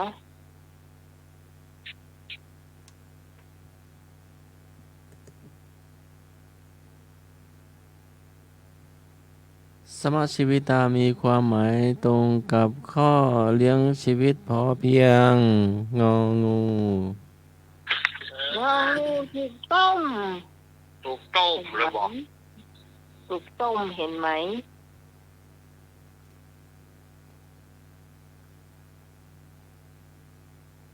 มาได้ดิยาแผลแดงสักคำเนอะ แล้วก็ อืม จะหาตุ้มรถช่วงอาจารย์นรักแล้วก็ มาเห็นสักข้อแล้วข้อหนึ่งเนาะอ่ะ ข้อข้อ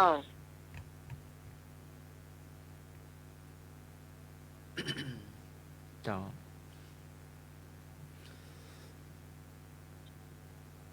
โต้เถียงคนที่พูดติเตียนเพื่อนเป็นลักษณะของมิตรประเภทใด ก็มีอุปการะขอร่วมสุขร่วมทุกข์ขอแนะประโยชน์งอมีความรักใคร่ถามว่าโต้เถียงคนที่พูดติเตียนเพื่อน เป็นลักษณะของมิตรประเภทใด ก็มีอุปการะขอร่วมสุขร่วมทุกข์ขอแนะประโยชน์ มีความรักใคร่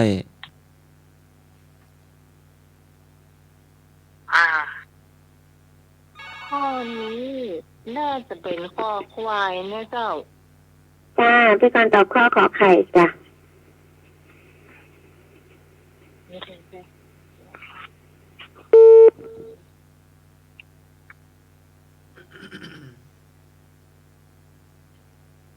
เจ้า ครับผมครับ โอ้ขอบพ่อ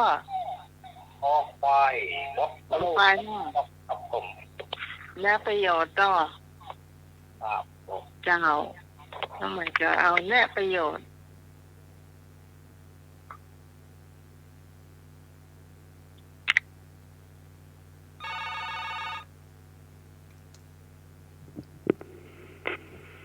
เจ้าสวัสดี ขอควายเหมือนกันค่ะ ขอควายเหมือนกันพี่น้ำ อ่า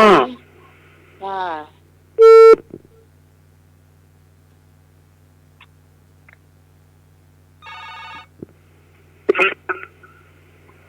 สวัสดี เจ้า พี่ส่งก็เอาข้อคอควายนะเด้อเอาไข่ของว้อง เจ้าเอาควายเก่าร้องเนาะเจ้ามีแลกประโยชน์นะเจ้า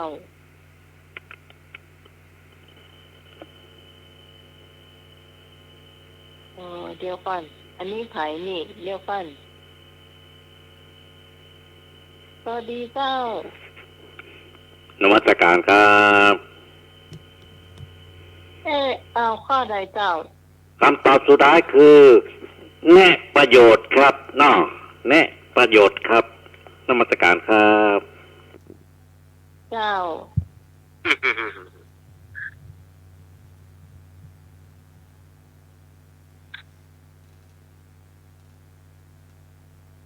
มาแถมได้เลยโอ้เข้ามาได้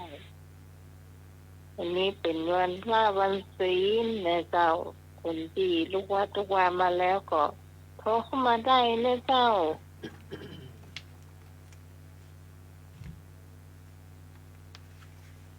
ไอ้นึกเปิดวิทยุดังแต่กะโดนขวางบ้านกายนึกฮะ โอ้โหตรงขวางบ้านนี่ แต่ก็แต่ก็ใส่เสื้อตัวเนอะ มาสมนึกมา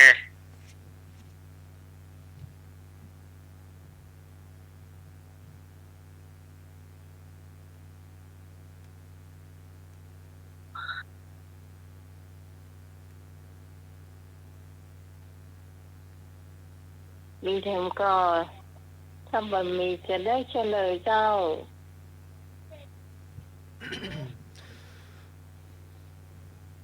โต้เถียงคนที่พูดติเตียนเพื่อนเป็นลักษณะของมิตรประเภท มีความรักใคร่งองู เอามีความรักไม่หนีจ้ะ อีแหม ถ้ามีความรักใคร่มันก็เหมือนกับแฟนที่อันนี้หืม ก่อนแน่ มันจะถูกกับอาจารย์กับมักขออธิบายให้ฟังกับหมอ ถ้าตุ่มชอบสายหนูเดี๋ยวนะ ฮัลโหลเข้าใจแล้วค่ะ ค่ะ หมายถึงว่าคือแบบความหวังดีอะไรอย่างเงี้ยหวังดีกับเพื่อนอะไรอย่างเงี้ยค่ะ แบบคล้ายๆแบบเตือนประมาณนั้นค่ะความหมายเตือนเพื่อนนะคะผมคิดว่าน่าจะเป็นแบบนั้นมากกว่านะคะค่ะ ไม่คนที่มีความรักใคร่เขา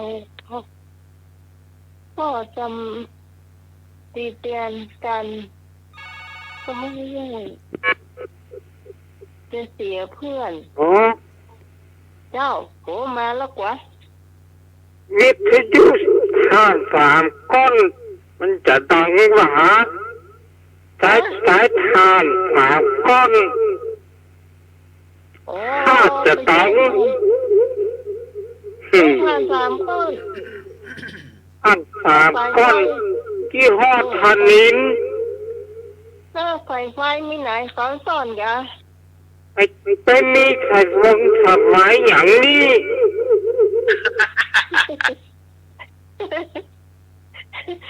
หาไปเลย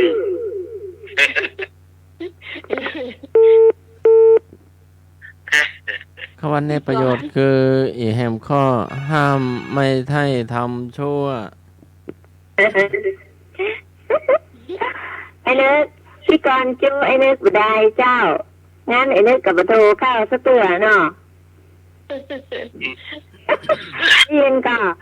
ไม่มีใครว่าหรอกพี่กรณ์จูไอ้นึกบ่ได้แต่ว่านกับประตูวันนี้เลี้ยงประตูไอ้นึกอยู่ห่างเปิ้นใครก็จะไปเฟี้ยงพี่กรณ์จูได้เนี่ยโตก็มาจะได้รู้ว่ายังฟังอยู่อีอ่ะ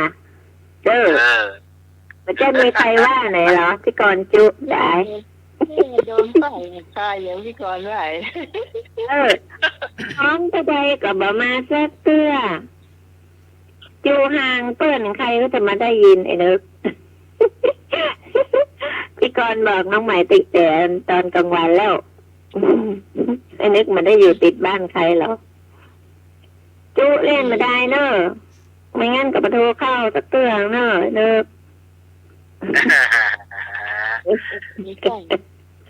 น้องก็เคยไปหันได้เรื่องก็หรอ ได้ผลเนี่ยได้ผล ห้ามไม่ให้ทำความชั่วแนะให้ทำความดีเป็นลักษณะของมิตรประเภท แนะประโยชน์เนาะ ไม่ยาวใหญ่กันแน่ อันนี้แหมข้ออันนี้ที่เป็นแนะประโยชน์เพื่อนแนะประโยชน์ตะกี้เป็นเพื่อนมีความรักใคร่คนละข้อกันเนาะ คนละคำถามกัน คนละคำถามแล้วคำถามหนึ่งก็ตอบคำถามหนึ่งเจ้าใหญ่ อีกคำถามใหม่ อันนี้เป็นคำถามล่าสุด ห้ามไม่ให้ทำความชั่วแนะให้ทำความดีเป็นลักษณะของมิตรประเภทใด มีอุปการะขอร่วมสุขร่วมทุกข์ขอแนะประโยชน์ งอมีความรักใคร่ข้อแนะประโยชน์เนาะมีเป็นข้อถูก แต่ที่ข้อก่อนนุ่นโต้เถียงคนที่พูดติเตียนเพื่อนเป็นลักษณะของมิตรมีความรักใคร่งองูเนาะ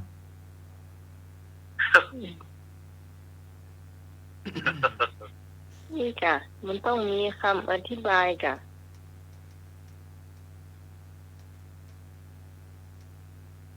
ตอนละกาก็ได้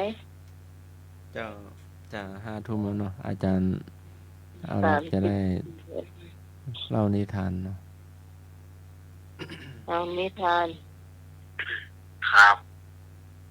อันนี้ก็มาแล้วเนอะสถาญาติโยม วันนี้ก็ช่วงของนิทานเนาะก็จะมาเล่าให้สถาญาติโยมได้ฟังกัน อันนี้ก็จะตัดบางส่วนเป็นนิทานเรื่องกำพร้าบัวตองเนาะสถาญาติโยม อันนี้ก็กำพร้าบัวตองเรื่องมันแต่มันก็ยาวนะ อันนี้ก็ย่อเรื่องขึ้นมาว่าเดิมทีเนี่ยกำพร้าบัวตองเนี่ยมีพ่อใจคนหนึ่งพ่อใจคนนี้ก็เปิ้นเลี้ยงหมาไว้ตวงเลี้ยงหมาไว้เป็นหมาแม่เลี้ยงไปเลี้ยงมาก็ไปปรากฏว่าหมาแม่เนี่ยไปตั้งท้องหมาแม่แมนนี่เนาะแล้วก็คนตั้งหลายก็ไปเล่าขวัญเปิ้นไปเล่าขวัญป้าใจคนนี้นะว่าก็มันอยู่กับหมาแล้วอยู่หมามาแมนมันจะพายที่ไหนแถมเอกถามเมื่อป้าใจคนนี้อยู่ไหนก็คนทั้งหลายก็ปากันเล่ามันอยู่2 คนกับหมาเอาหมาต้องป้าใจคนนี้ก็เลยโคตรไล่หมาขึ้นหนี ฮะมาเลี้ยงมึงละฮะเลี้ยงมึงก็บอกก็ว่าเขาว่าคือฮะไปมาทางใดก็เปล่าละไล่ขว้างมาตัวนี้ก็จำเป็นต้องหนีไปอยู่ป่าพุ่นหนีไปอยู่ถ้ำแห่งหนึ่งจนถึงเกิดลูกเกิดลูกก็ซ้ำว่าเกิดลูกเป็นคนเนี่ยสถาญาติโยมนะเกิดลูกเป็นสาวเป็นลูกสาว2 คนเป็นลูกแฝดแม่มาตอนนี้ก็เลยใส่ชื่อว่าบัวแก้วกับบัวตอง 2 คนนี่ใส่ชื่อบัวแก้วกับบัวตองก็แม่มานี่ก็ไปซ้อผ้าเนาะไปซ้อกับผ้าหยังมาเพื่อให้ลูกได้นุ่งแล้วก็จนใหญ่มานี่ก่อนนางบัวแก้วเนี่ยบอกให้ฮักบอกฮักแม่เพราะว่าอายเขาเปิ่นเขามีแม่เป็นหมาส่วนนางบัวตองเนี่ยฮักฮักแม่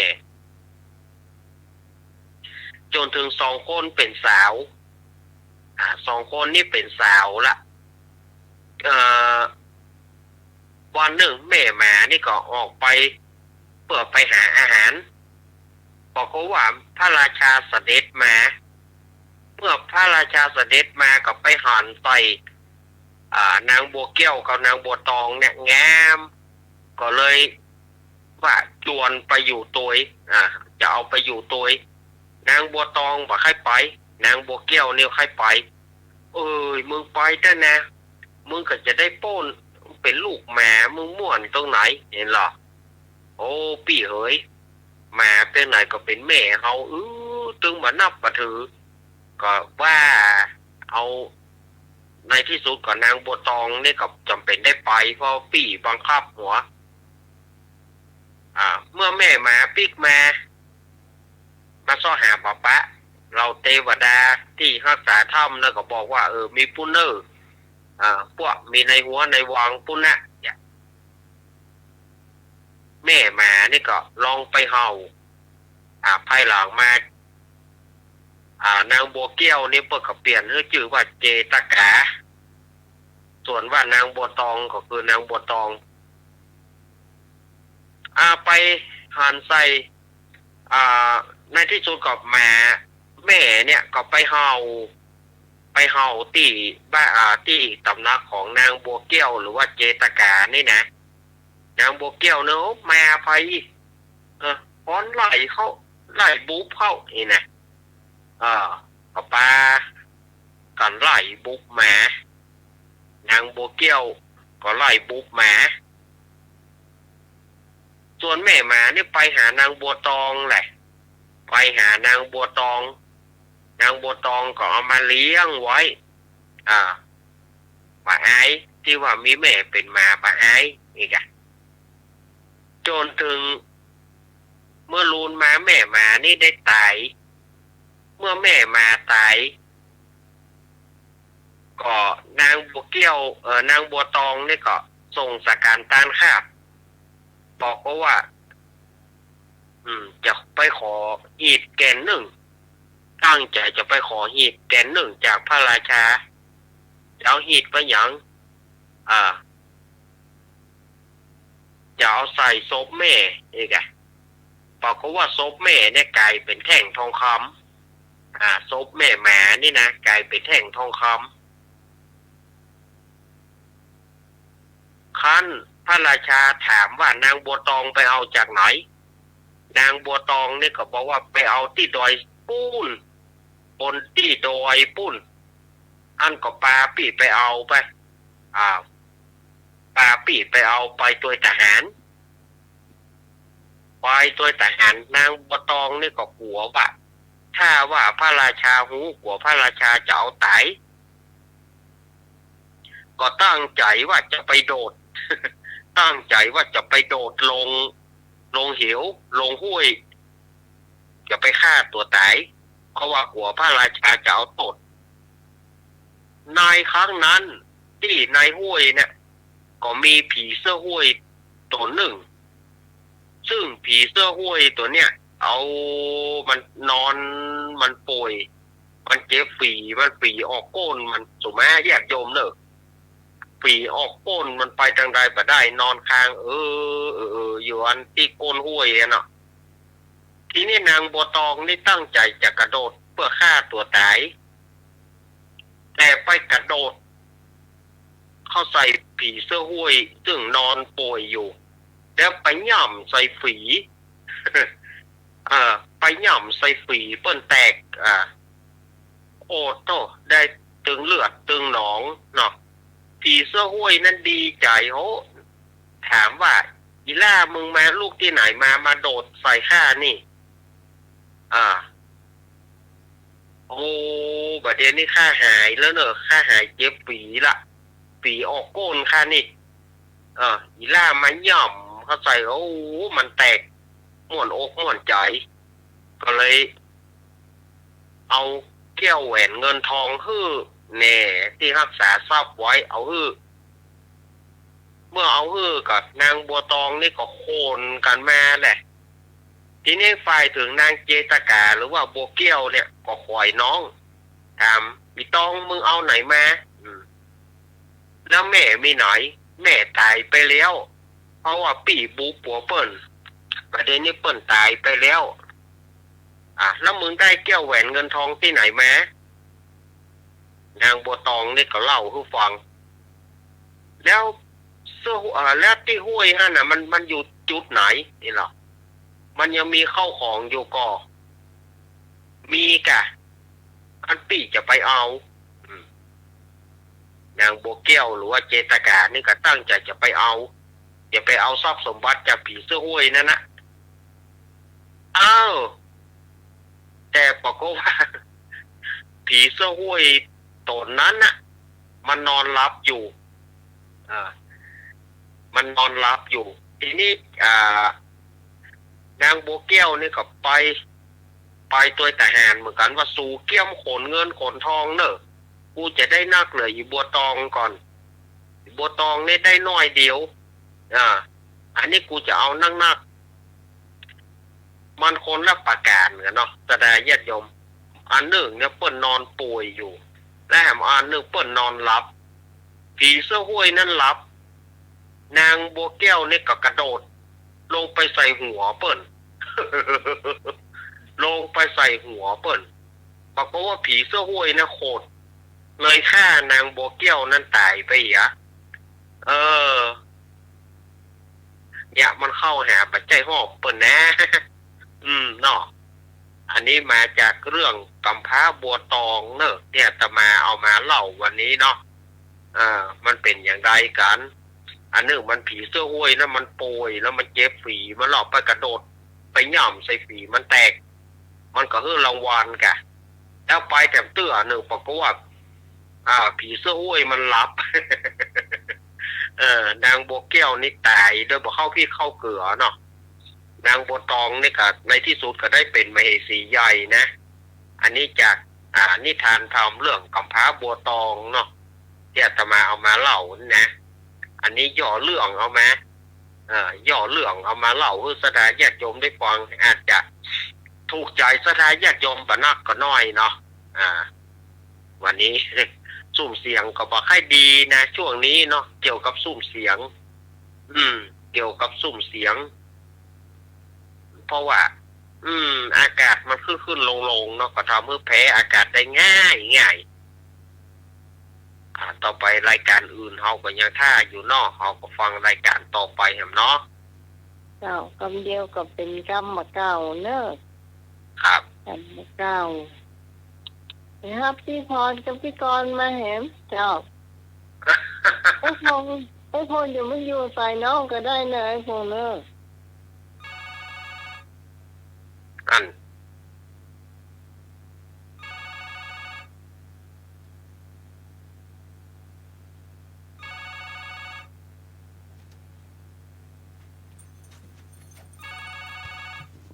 กำมาเก่าวันนี้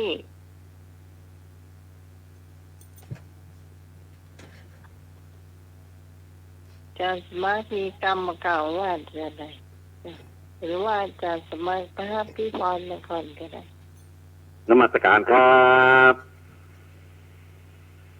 โอ้ม่วนดีครับหน้ากำพร้าบัวตองน่ะนิยายอันลือลั่นในอดีตครับหน้าครับโอ้ม่วนขนาดเลยครับท่านเล่านี่ดีมากเลยครับหน้าขอบคุณนมัสการครับ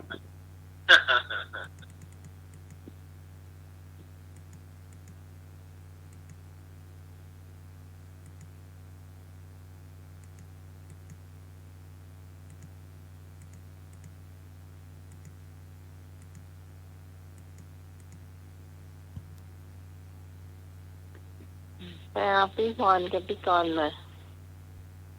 ก็เดี๋ยวไอ้คงตึงตัวมา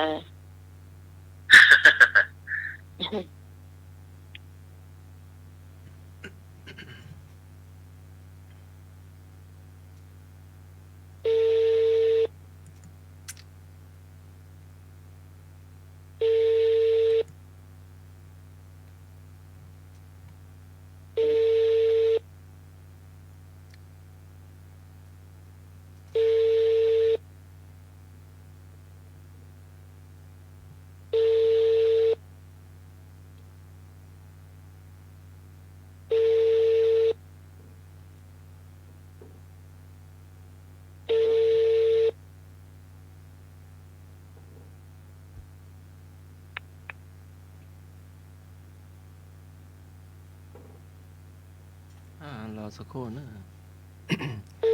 ตัวแม่พอกำลังตัวพี่ก่อนเด้อรอกำเด้อ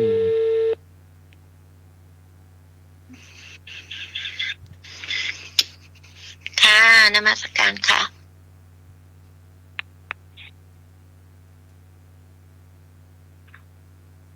จ้า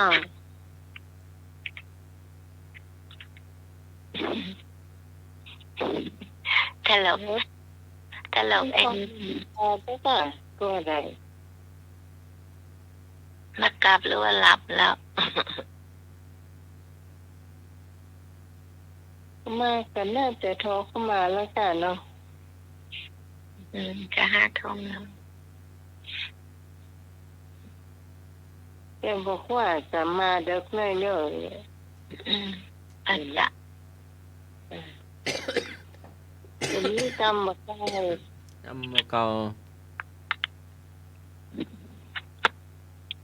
ครบแห้งเป็นแห้งครบกาเป็นกาแห้งมันเป็นจะได้นะกามันเป็นจะได้เนาะครบแห้งเป็นแห้งครบกาเป็นกานกอีแรงกาหรือว่านกกามกับตัวดำอ่ะเนาะอาจารย์เป็นรักเนาะครับต้องแห้งเนาะแห้งก็อีแรงที่มันเก็บไปแห้งที่มันกินไก่ที่มันกินของเสียเนาะอีแรงอ่ะเดี๋ยวพบคนอย่างไหนย่อมเป็นคนอย่างนั้นคนโบราณก็ต้องคบแห้งเป็นแห้งคบกาเป็นกาเข้าหมู่แรงก็เป็นหมู่แรงเข้าหมู่กาก็เป็นหมู่กา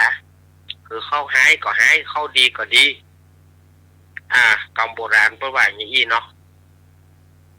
เหี่ยวนี่ไม่ใช่ไหมคะอาจารย์เนี่ยรักอีแรงนั่นน่ะไม่ใช่ไหม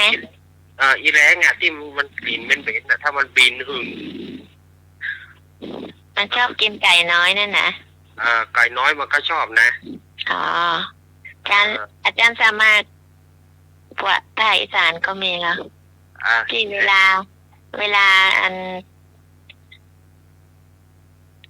าเขาบินมาเนี้ยแม่ไก่มาเรียกไก่ลูกไก่มาเข้าอกมันหมดอ่ะเพราะว่ามันจะมาฉกเอาไปทำเอง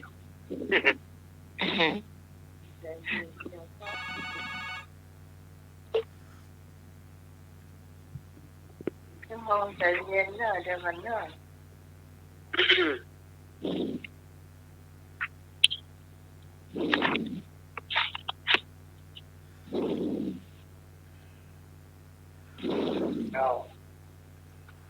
มัสการครับ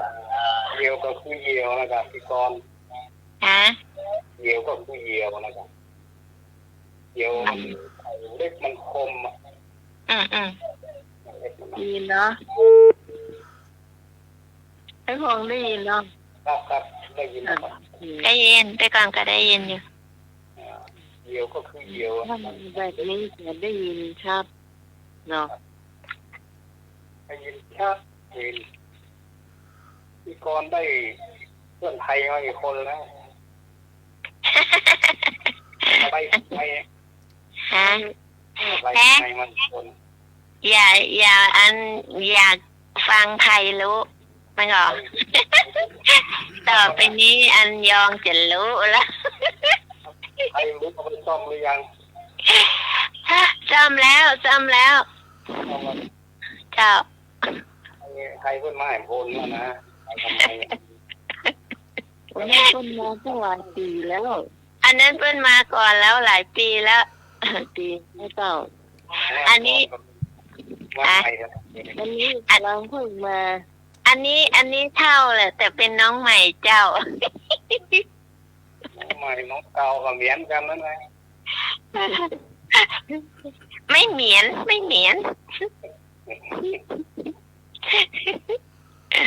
พิการละทั้งหลายค่า ก็ดีเหลืออันตัวที่เสด็จไปเสด็จมาแล้วมั้ง แม่น จะซื้อถูกๆกับอันตัวที่สวรรคตแล้วนะเพคะ ที่สวรรคตแล้วเนาะ จ้ะ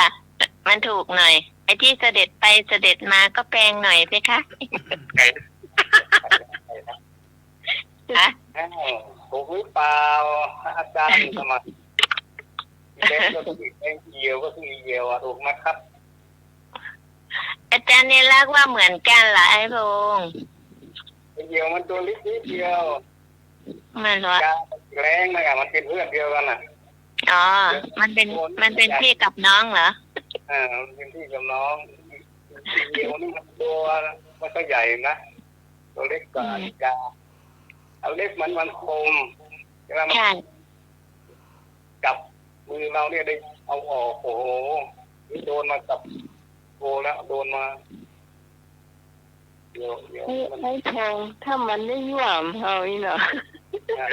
มันไม่งามเขาเราของยากอะ พี่กรณ์เห็นแต่มันอันน่ะเอาเท้ามันอ่ะ จับไก่น้อยขึ้นไปอ่ะแม่มันก็วิ่งไล่ดูกันได้ดูมัน นั่นเลยนั่นเกี่ยว ต้องจะได้แต่เรื่องมันมีปีก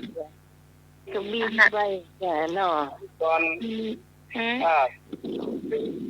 เขาไปจับดูนะเริ่มแกะเอากันนะ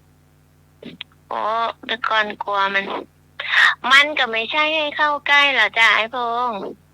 มันไม่เข้าใกล้หรอก กลัวคนแต่มันกลัวคนไก่น้อยมันตัวมันไปหมดอ่ะ นั่นแหละไก่น้อยมันเอาเท้ามันนะคีบไปเลยอ่ะแม่มันก็บินไล่มันจะไปบินอะไรทัน ทัน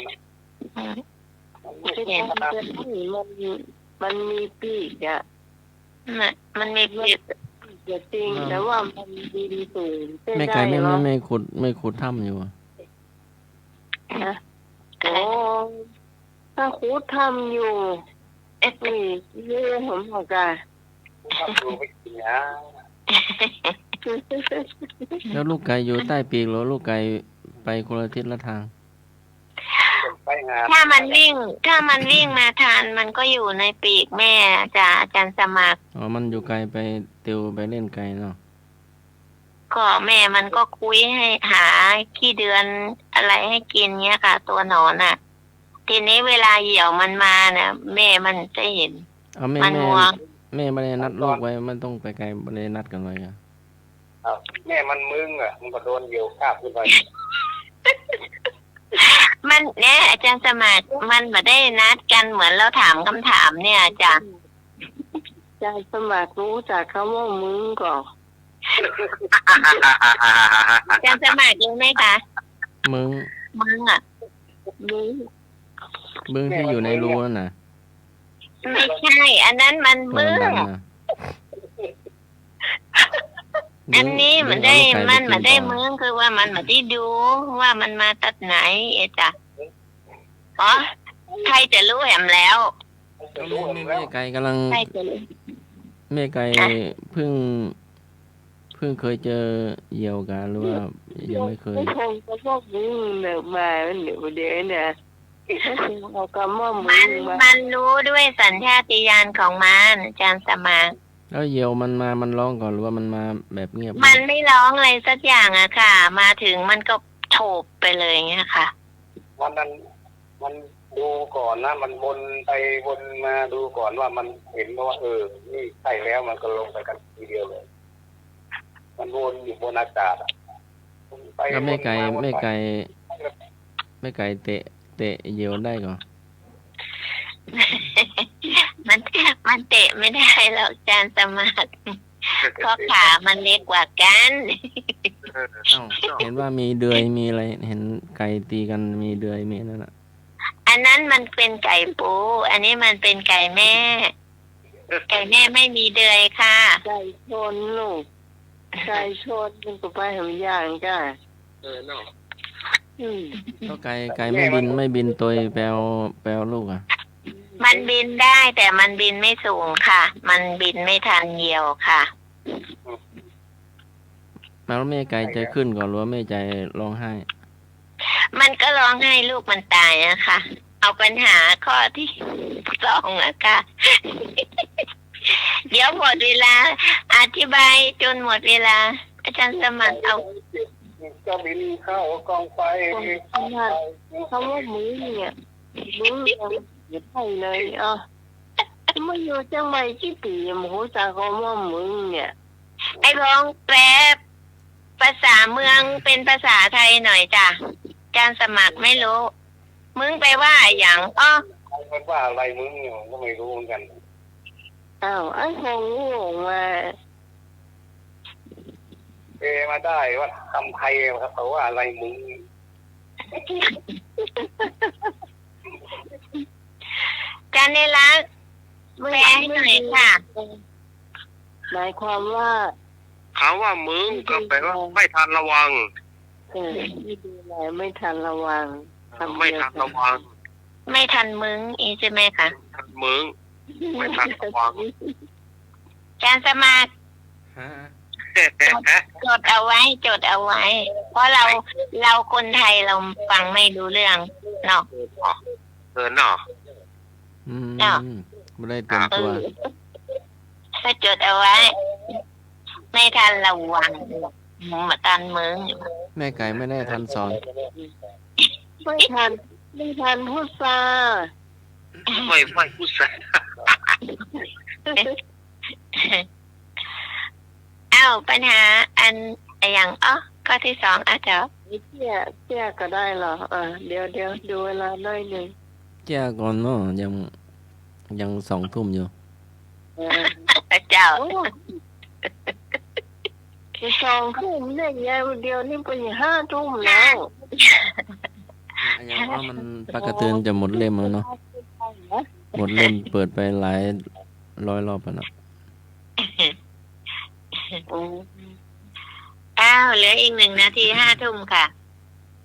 อ้าวอาจารย์สมัครเจออาจารย์สมัครไอ้พงศ์ก่อนก็ได้จ้ะไอ้พงศ์ พี่พรรับไปแล้วโทรไปหาตะกี้ ปุ๊บตื่นขึ้นมา โทรไปตะกี้ยังไม่ถึงจนรถก็ยังตื่นกันแล้วรับ จะไปวัดนะ ไปวัดเงินมาท่าเดียวนี่คือทุ่มนั่น เดี๋ยวใหม่ปอยตามเนี่ยอันเนอร์ไอ้ฟงอยู่น้องท่านก่อน ตอนแรกเราลืมบอกแกเนาะว่ากลับมาแล้วให้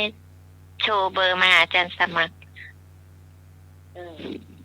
เปิดฟังพัฒนาเปิดฟังผมต้อง บางทีเปิดฟังแล้วก็หลับไอ้พงษ์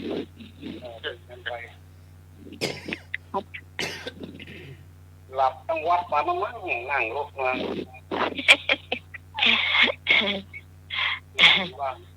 เป็นบัตร ไอ้พงษ์เล่าเชื่อน้องลำไยให้ฟังกำลังเจ้า น้องลำไยเดี๋ยวนี้ใกล้จะยิ้มแล้วบอกแล้วอย่ายิ้มนะยิ้มเดี๋ยวมันจะจัดตังค์เยอะ เดี๋ยวน้องลำไยจะบอกว่า ไอ้สุดหล่อไอ้จะน้องจะยิ้มให้เนอะไอ้พงษ์รีบบอกเลยเด้อว่าบ่ต้องยิ้มให้ไอ้ไหน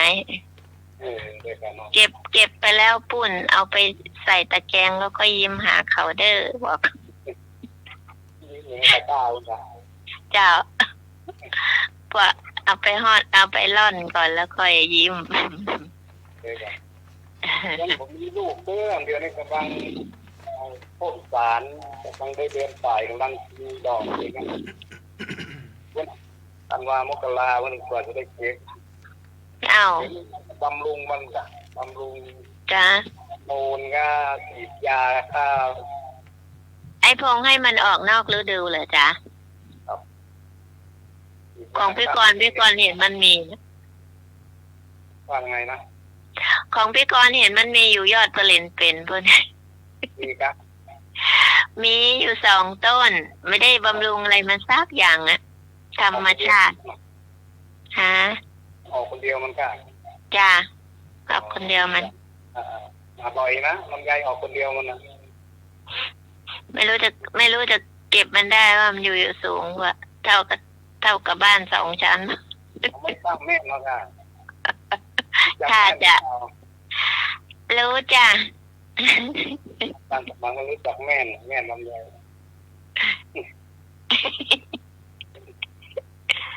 รู้จักหรือเปล่าตามสมัครแม่ อาจารย์ตะหมากแม่นำใดรู้จักไหม แม่ไม่เป็นไร แม่น เขาว่าอย่าง แม่ แม่นลำไยมันอยู่สูงเงี้ย ต่อยลำไย นี่ถูกต้อง ไม่ถูกไอ้บงบอก ปล่อยลำไย ต่อยจะถูกแล้วต่อยลำไยถูก แม่นเราเอาไม่ทราบเข้าเสียบเราบิดนิ้วรู้จักบิดนิ้วไหมไม่ทราบตายไม่ทราบมันเป็นแง่แล้วเอาเสียบต้นก้านแล้วก็บิดนิ้วไม่แง่น บิดผิวเชียงใหม่ อาจารย์สมัครบ้านเราก็เรียกว่าหมุนให้มันขาดอะให้มันหักให้มันขาดอะ บิดนิ้วมันจะปูจาก นั่นแหละ ปูออกจากแป้งออกจากก้านมันลงมาข้างล่างจ้ะ เชียงใหม่บอกว่ามันกูดบ้านเรามันขาด ยังไม่ตลกเลยเนาะเดียวมันจะบอก เดี๋ยวจะใครรับนั่นก็ หัวเราะไม่ใช่ใครหวยห้างคนเดียว เนี่ยจุไอ้นึกยังมาโทรมาไอ้นึก หนึ่งหมายละ5735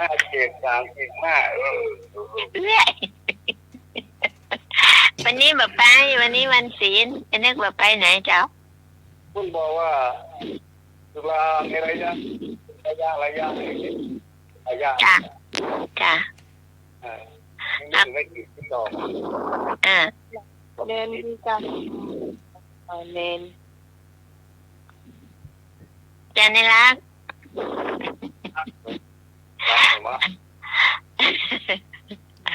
พงหายใจแรงยังไอ้พงหายใจแรงยัง อาจารย์มีอย่างพ้องอีอย่างมีคำอย่างพ้อง อันนี้ฟังก่อนวันนี้แอดสมัครจะเสนออะไรไม่รู้วันนี้ ข้ามเข้าอ่ะ อันบักเก่ามีอะไรมั่ง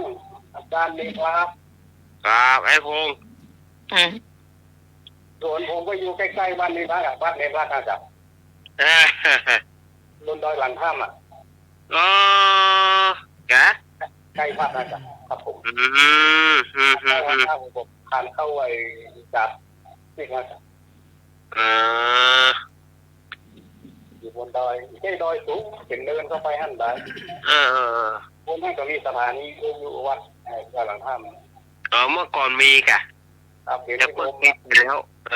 เตามีห้านอยู่เครื่องยังมีห้านอยู่นะแต่เปิ้นบอกเปิดแล้วเปิดแล้วนี่ก็ไอ้ยักษ์ใหญ่ยักษ์ใหญ่ไอ้พงโทรหาที่ควันเบอร์ไหนโทรที่แล้วก็080 192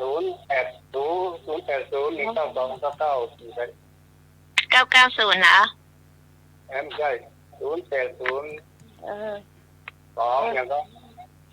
อันนั้นเป็นเบอร์น้อยก็มาโทรอันนั้นน่ะ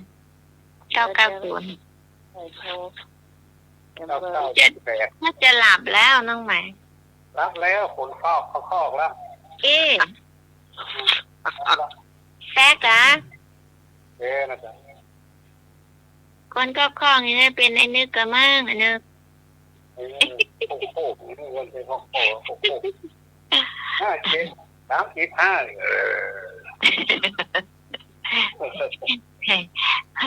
วันนี้วันศีลสุราเพื่อนให้กินเป็นระยะเนี่ยเหรออาจารย์เอาล่ะว่าเพื่อนจะกินเป็นระยะโลให้ดูตกดีเป็นระยะกันเดี๋ยวอันนั้นไอ้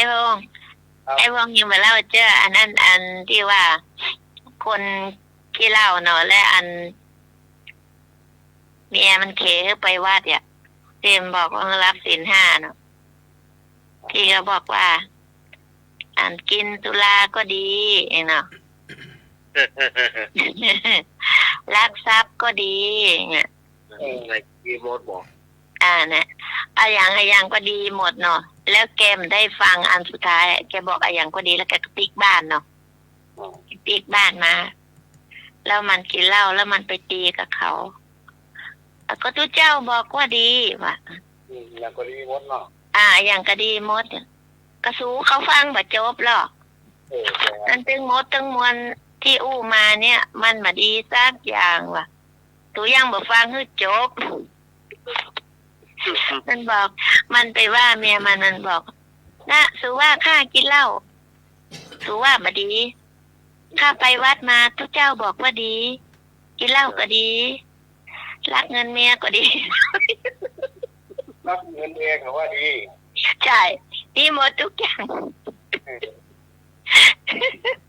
เอาเงินต้นนี้ไว้ในเกลียวก็ดี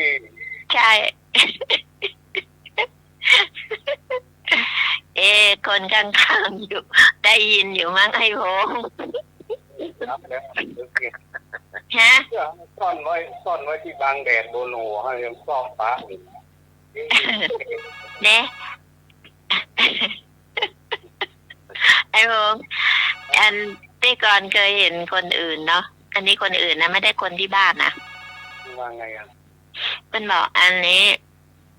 เพิ่นเอาไว้ที่ลองขับรถที่ลองที่ไอ้เท้าวางน่ะไอ้โหงเอาซ่อนไว้ตั้งลุ่ม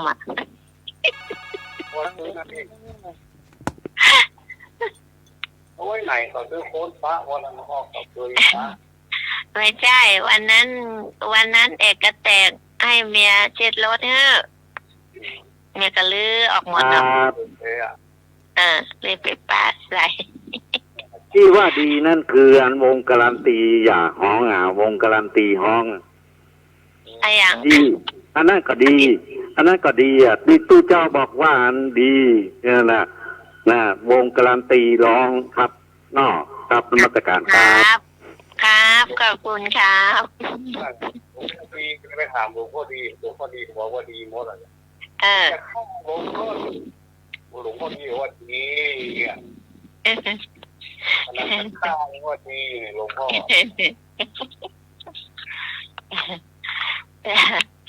แล้วมันบอกอีไม่ใช่จ่ายพงงั้นผมจะไปป้นเขาละก็ดีก็ดี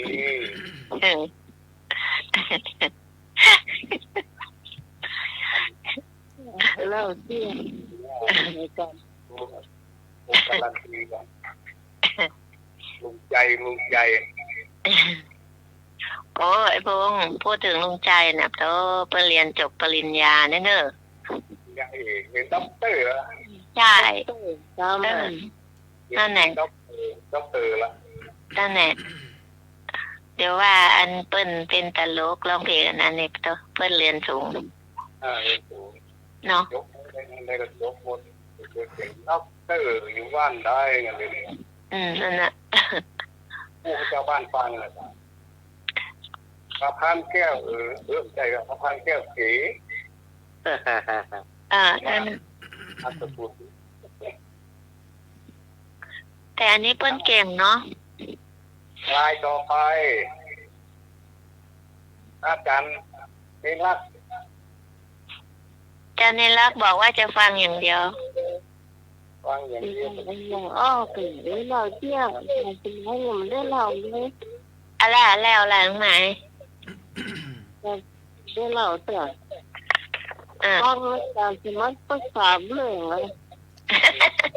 เที่ยวหน้าบันไดนักมาอ้าวปูวิ่งไปแบบปูวิ่งถ้าจะมาเดินเล่นตามบันไดหนักก็ปูมาเดินเล่นชมลมปู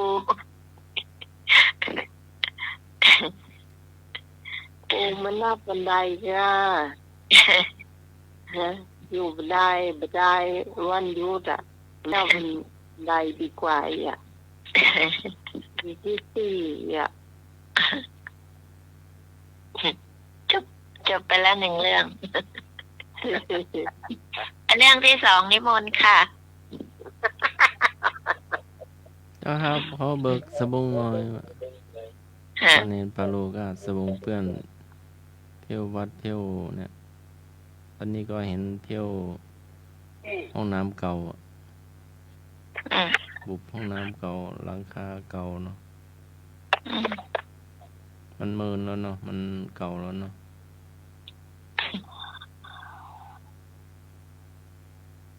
เบิกสบงครับเบิกสบง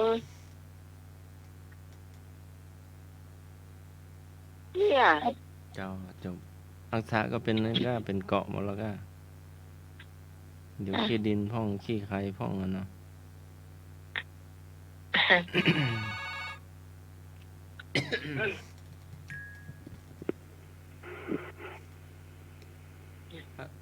ฮัลโหล ทันแท้ ไป สวัสดีจ้าน้องหมา โอ้ โอ้ยแม่นวล สวัสดีจ้าวิกร แม่นวลสวัสดีจ้าแม่นวลเล่าขวัญตั้งแต่อันหัวค่ำแล้วจ้ะแม่นวลไปวัดมาเหรอจ๊ะจ้าไม่นอนไปก็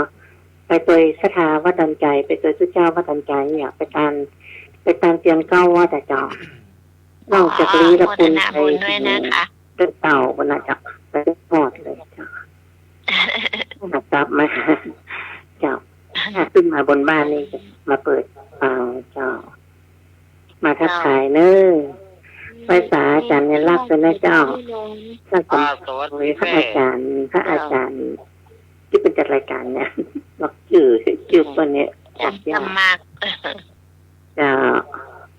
สวัสดีพี่พรเป็นนะเจ้าพระพรแม่บุญมาก็เจ้าแม่บุญมาได้มาจ้ะอ๋อเจ้าเชียร์หน่อยเนอะเจ้าไม่ค่อยสบายอ่ะอ๋อเจ้าเราเชียร์เดี๋ยวนะเจ้าไม่เราเจ้าเด้อฟังนายเดี๋ยวเนาะมันเป็นอาจารย์ขวายแล้วเจ้านายมันบอกว่ามาขวายมันพูดว่าต้องมาเลยมันจะอยู่มาได้ก่อนล่ะขนาดมันพูดบอกให้มาได้มันถือมาได้ก่อนแล้วเปิ้ลก็บอกว่ามันถือก็ไม่ต้องมาไม่ใช่การขวายจะเอาน้องมาแทน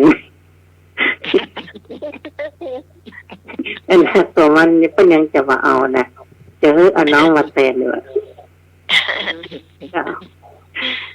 เรื่องอันนั้นว่าขับรถสีดอแดงคนเกิดทางข้างถนนคนนึกว่ามันพวกรถจอดเนาะแล้วก็จอดอย่างเงี้ยแล้วรถก็จอด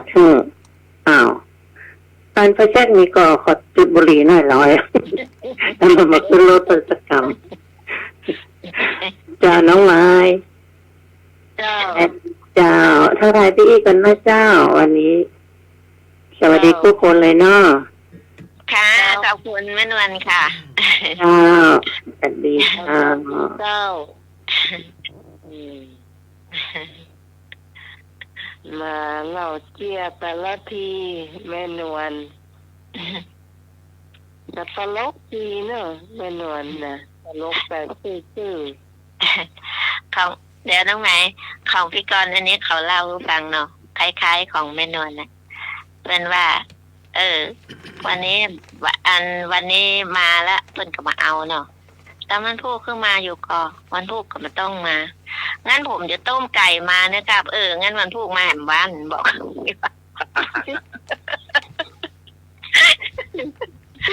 พ่อเขาจะต้มไก่มื้อกินว่ะบอกงั้นงั้นมาแหมบ้าน ๆโอ้ อันนี้เขาเล่ามาไอ้บง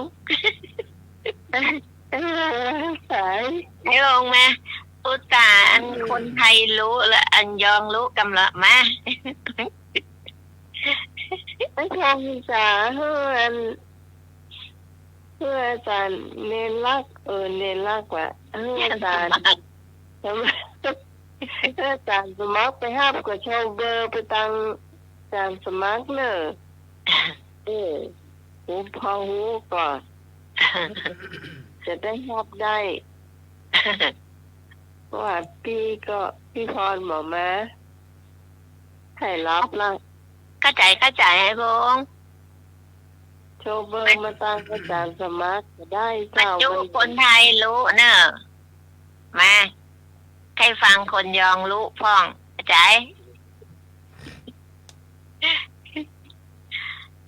ของอาจารย์สมัครนี่ก็0821928360เจ้า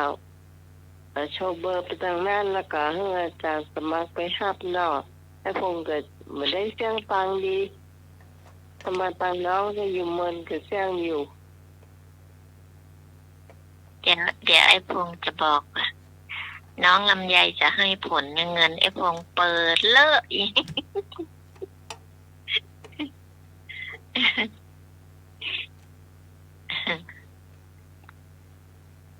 ไอ้พงตัวก็เลี้ยงมีแล้วเนาะหมูม่วงกับปลูกลำไยกับปลูกเนี่ยเอาอย่างใด แต่ละข่าวอันนกเอี้ยงก็มาร้องตุกเตื้อเนาะเกาะเหมือนเก้าลำไยมันก็มะม่วงพองปลาเลี้ยงไอ้พงปลาเลี้ยง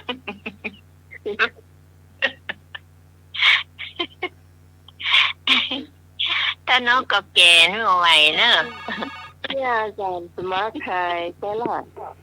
กี่ คืออาจารย์สมัครอย่างก็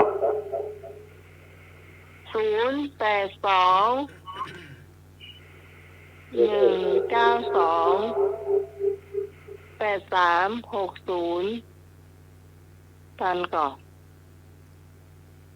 082-192-8360โชว์เบอร์ไปแต่อาจารย์สมัครเดี๋ยวให้อาจารย์สมัครไปห้าเนอะอาจารย์สมัคร082-192-8360โชว์ประจำพูนเจ้าถ้าว่าของไอ้พงเป็นวันทุกความเหมือนกันเอามาเกี่ยวกันได้อยู่ 082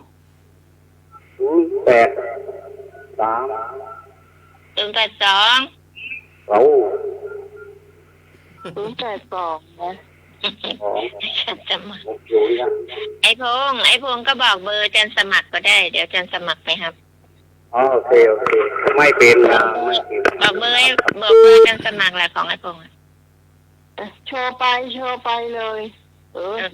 กันเลย082ไอ้พง192-8360ให้พงกดไปตามนี้เลย เดี๋ยวก็จะไปโชว์ที่อาจารย์สมัครละ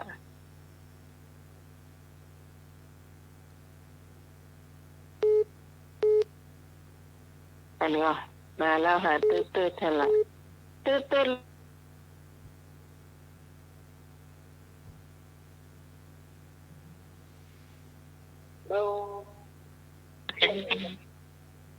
โอเคครับผมใช่โอเคโอเค นะ โอเคไอ้ผมโทรเข้าหรือเปล่า ไอ้พงโทรเข้าหรืออาจารย์สมัครไปครับ มันดับแล้วก็ผมอโลแล้วเขาก็ปิดเลยนี่ อ๋อ ว่าใกล้ๆไม้เนาะว่าใกล้ การสมัครไปครับ ไอ้พงแล้วเหรอคะ ๆเด็กๆว่าหลับแล้วไปรับไม่ได้ ไอ้พงโทรเข้าหาอาจารย์สมัครแล้วอาจารย์สมัครรับใช่ไหม ก็อันตู้แล้วมันดับแล้วก็ผมฮัลโหลโอเคนี่เลยก็มันก็ดังเลยอ่ะ อ้าว อ๋อ อันนั้นแปลว่าไอ้พงโทรเข้าอะค่ะ อาตารสมัครโทรหากรรม อ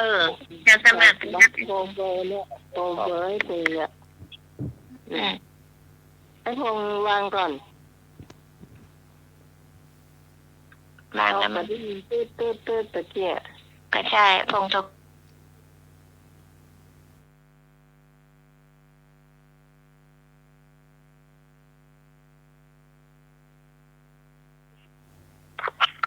โอเค โอเคแล้วเตี้ยแขนหน่อย โอเค ไม่เห็นยากเลย โอเคคนบ้านบ้านไปวะ ว่าโอเคกับโอ้ยมาถึงบ้านเนี่ย โอ้วันนี้แขกมีอย่างวันหน้าแต่เจ้า แขกอย่างแขกขายผ้าเนี่ย ตัว แขกขายผ้าที่นั้นหนวดมากๆแขกไม่กินหมูอ่ะ แล้วมันบอกว่าไง ใส่ปากกืนเลยวะมันได้เคี้ยวไอ้พงไม่หรอ ใส่ปลาคืนเลยเนาะ เขาไม่กินหมู ไม่กินหมู อย่างหนึ่ง ไม่ สำหรับ กินหมูดิบเลยไม่กินหมูดิบแต่มันจะกินหมูกรอบ มันลำบากสำหรับคนมีฟันเลยอะคนหมูกรอบ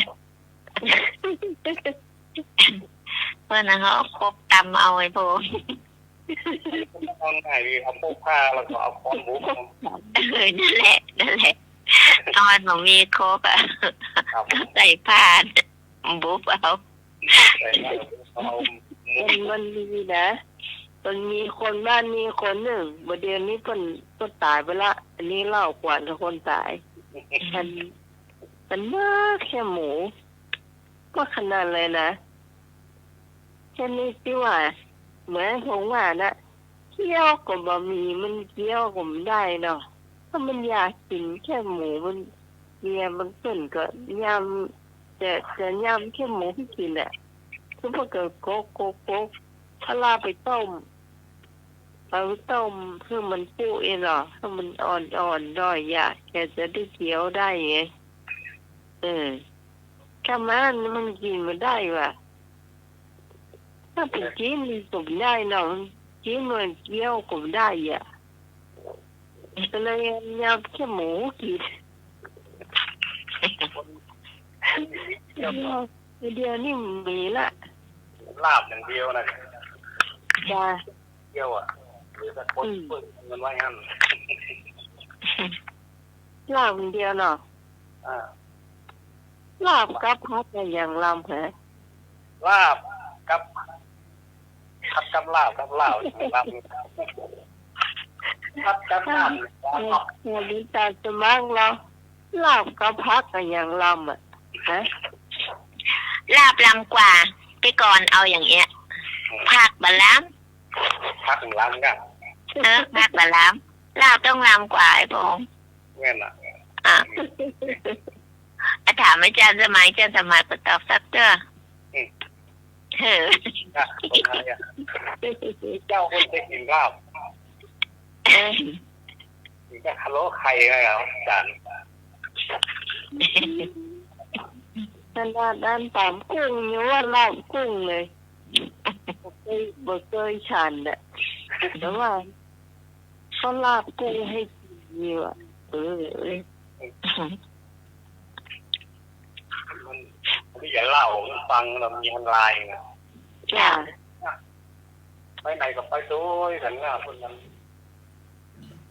กินก๋วยเตี๋ยวกันมันก็กินก๋วยเตี๋ยวกันทุกคนนะมันกินถามว่ามากินก๋วยเตี๋ยวกันผมมามัดถามไปถามมามันขี้ลูกชิ้นแบบเป็นว่ะ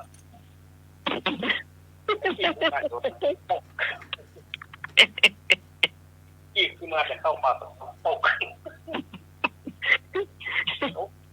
ใส่น้ำก๋วยเตี๋ยวตอนกินใส่หน้าว่ะ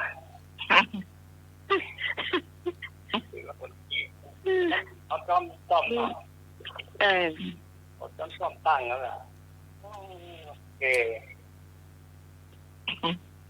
มึงย้ายนึกเล่าฟังน่ะกะไปกินก๋วยเตี๋ยว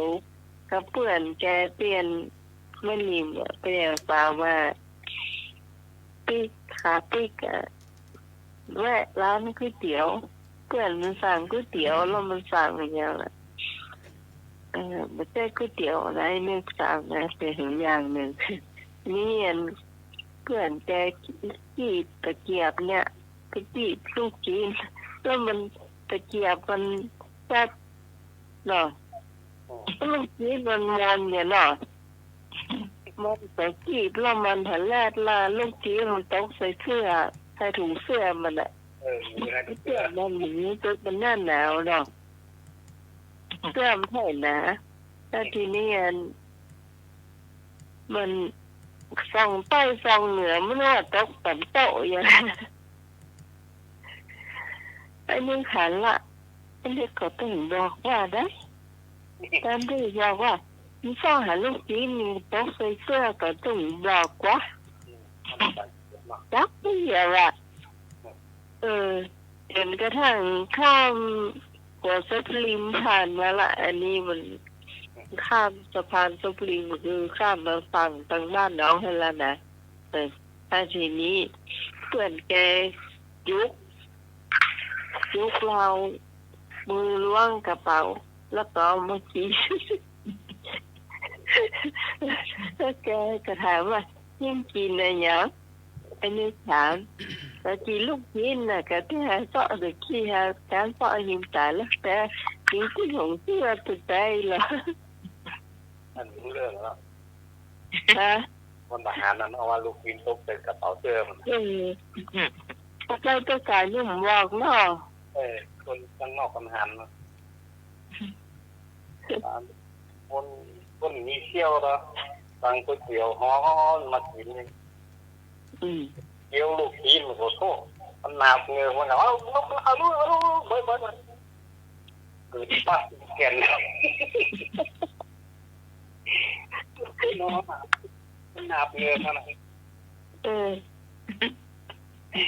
ไหวแล้วเลยว่ะยังไม่หลบตื่นดีมันมาขับเราลงแล้วป้าก็ใกล้ไหมมันจะได้ไง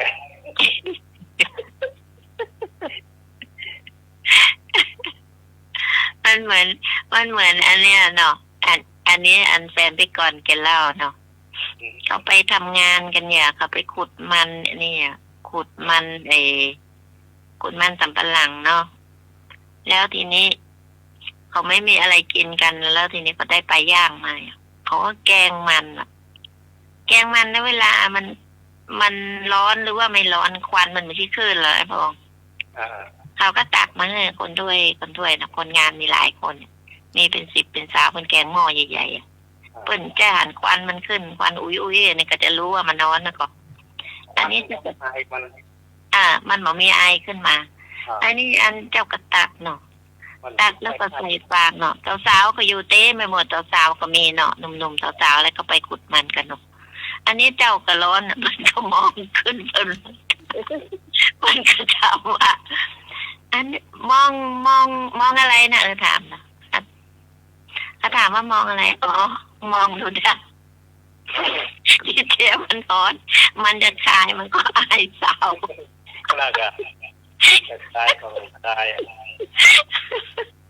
ก็จะโลกเนี่ยอันนี้เรื่องสมัยเก่าสมัยก่อนเนาะเขาเล่ากัน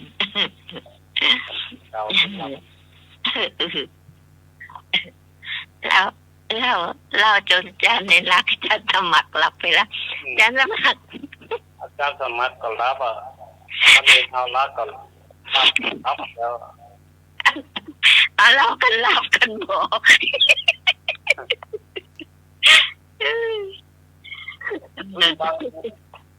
อาจารย์ยอดเล่าเรื่องผีนะก็เล่าเลยมันได้อยู่อาจารย์ยอดวันในวิทยุคนเล่าเรื่องผีจ้ะเมื่อก่อนก็เคยฟังโอ้น่ากลัวเนาะจ้ะฉันเล่าเรื่องผีนี่ปิดทันทีเลยถึงฟังอาจารย์ยอดน้องส้มชอบฟังมาเอานอนรับนี่นะฟังเปิดไปรับเรื่องเล่าเรื่องผีโอ้ยเอาละแค่เล่าแหละเล่าให้ฟังนะว่าเรื่องอย่างบอกพี่กรณ์ก็มีเพราะว่าพี่กรณ์ก็เคยฟังไอ้พงเล่ามาสักเรื่องนะว่าเรื่องฟังขึ้นแบบยกย้อนปัวนั่นก็เรื่องหัวปี๊ดนี่อ่ะอะไรเนี่ยจะเหมือนอาจารย์เน้นรักเล่าเรื่องอันนั้นไงไอ้พงเล่าเรื่องผีอย่างก็ที่เอาสุ่มควบอ่ะคนหลอกผีอ่ะหลอกผีอ่ะที่อาจารย์เนี่ยเล่าว่าเอาสุ่มควบแล้วก็หน้ายื่นไปโอ้เอาแล้วเอากลัวกลั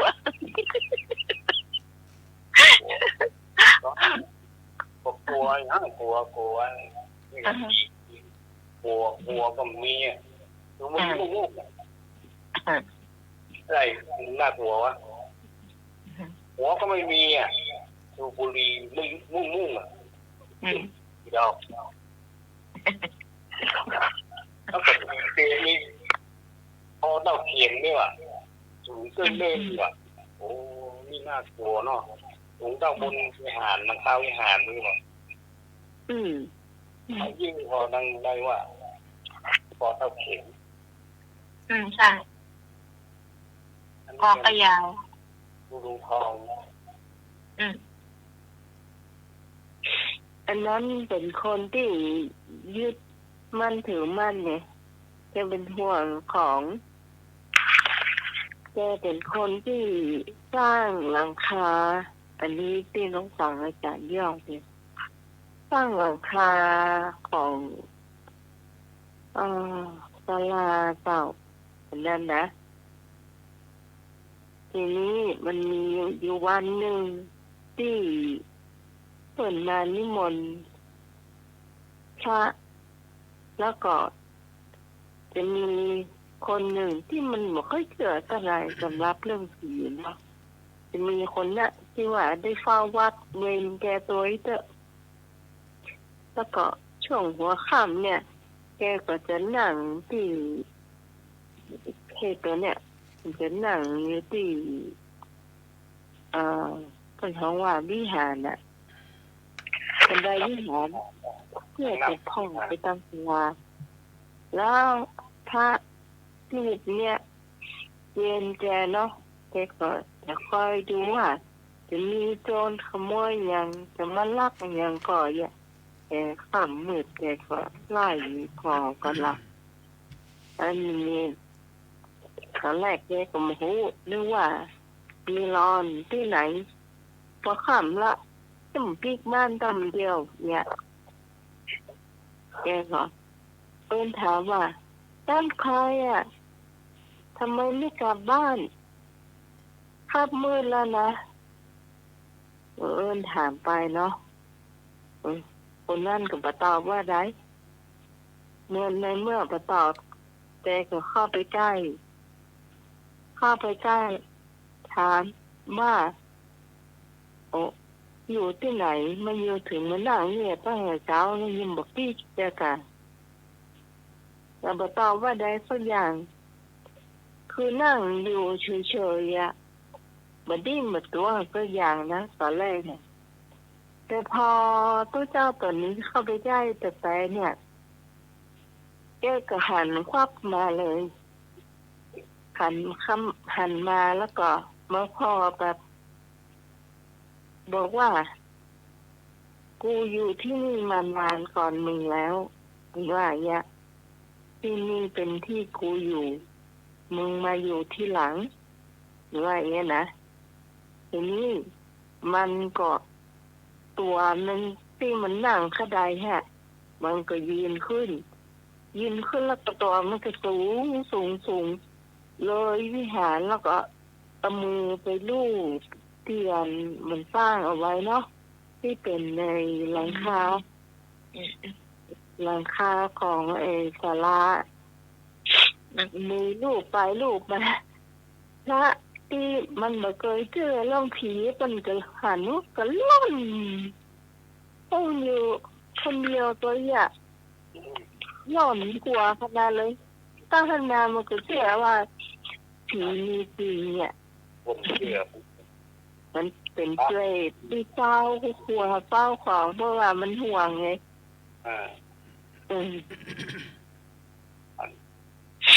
ที่ผมหันวันนั้นที่โกดังนั่นไอ้ผู้ข่าวคือว่าเป็นเจ้าที่ถามคนเอาเป็นเจ้าที่คนออกมาดูแลมันได้หลังจากนั้นมาก็ดับหัวถ้าเพิ่งมาเป็นเจ้าที่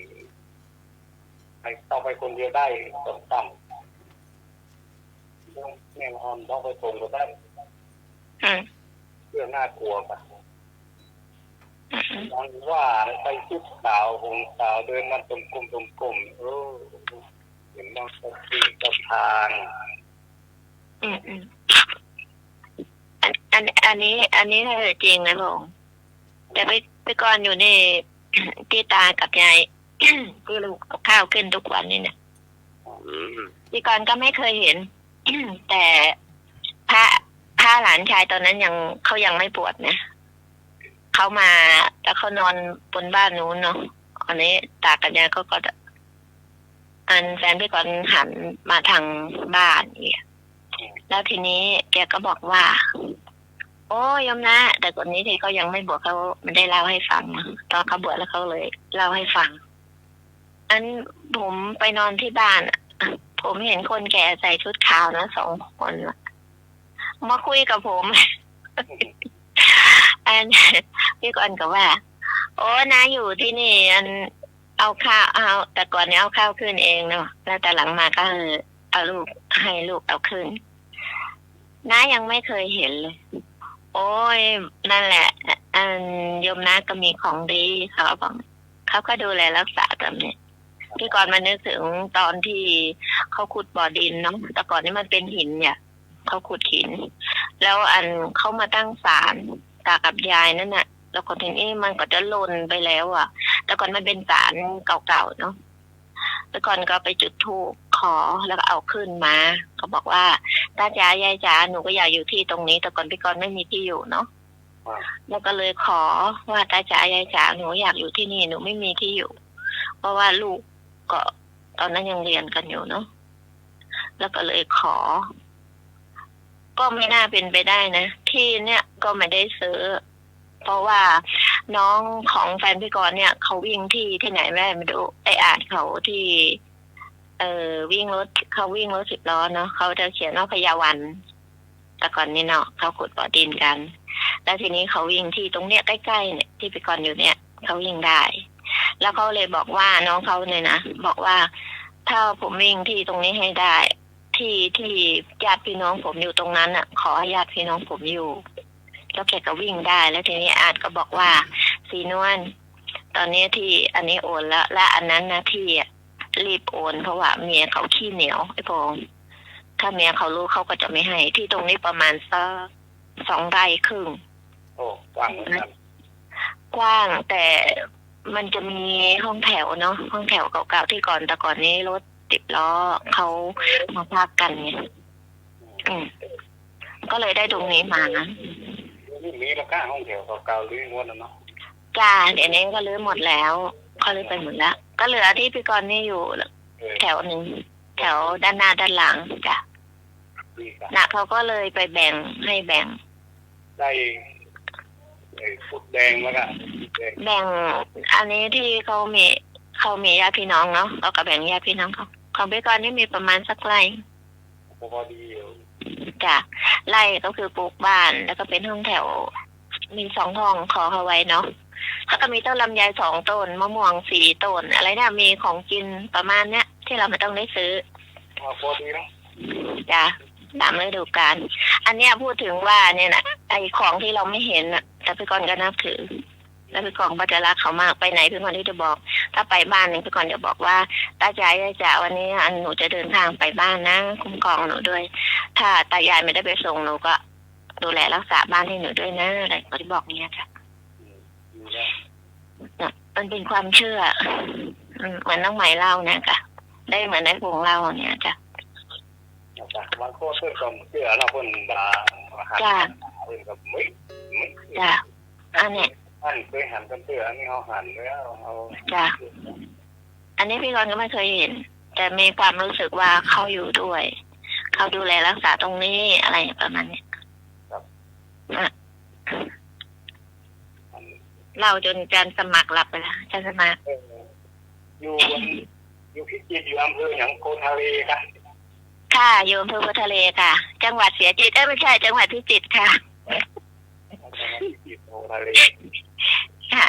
อันเนี้ยไอ้พงแต่ก่อนนี้เขาบอกว่าเขาไม่ได้พวกนี้หรอกเขาเขียนจดหมายไปเขาบอกว่าผมอยู่อำเภอโลเลครับเนี่ยจังหวัดเสียจิตครับเนี่ยเขาบอกงี้นะเขาอันตลกมันเอาไปเล่นเนี่ยเขาบอกแต่ก็บอกแล้วคุณจะส่งจดหมายไปถึงที่ไหนเพราะอำเภอเนี้ยจังหวัดเนี้ยมันไม่มีว่ะอ๋อผมลืมไปผมอยู่อำเภอโพทะเลครับจังหวัดพิจิตรครับไม่มีเนาะอันนี้มีโพทะเลมันมีว่ะจังหวัดอำเภอสามแง่มมีเจ้าเพื่อสามแง่มมีเจ้าอำเภอลังนกก็มีเจ้า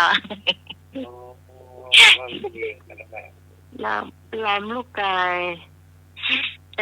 กาอยู่อำเภออยู่อันปุ่นจังหวัดปทุมธานีปุ่นทางพุทธทางกรุงเทพประมาณใกล้ๆกับมันลังลูกนกลังลูกกาจ้ะนะประมาณนั้นใกล้ๆนั้นโอ้ยกระจายแต่สมัครรับไปแล้วรับมาลูกเขาเตือนอาจารย์พ่อบินบาทกะบินบาทได้แล้วเจ้าเดี๋ยวสวยมากก่อนผู้กำกับการสายการบินนะสมเจ้าสายการบินไหนเข้าพรรษาคุณจงหองคุณบินฮับบาทกับบินกับนี้เนาะบินอยู่ไม่ใช่วันศีลบินเฉพาะวันพระจ้ะเงินอะไรน่ากลัวที่สุดอะไรนะว่าไหมค่ะเงินสกุลอะไรน่ากลัวที่สุดเงินตระกูลอะไรน่ากลัวที่สุด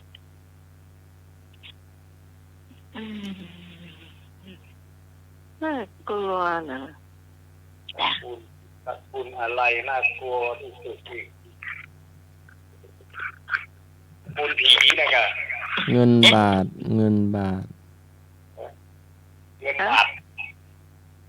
พญานาคอยู่ที่ไหน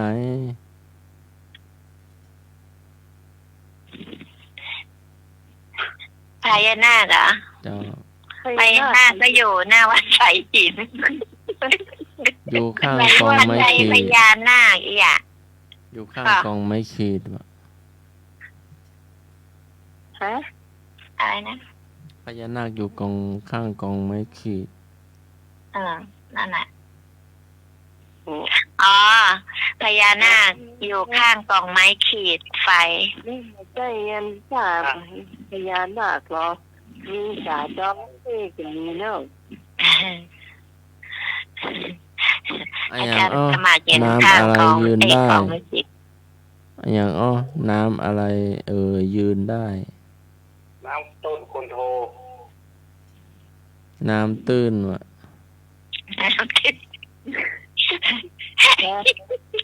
น้ำอะไรยืนได้นี่ เออ เนี่ย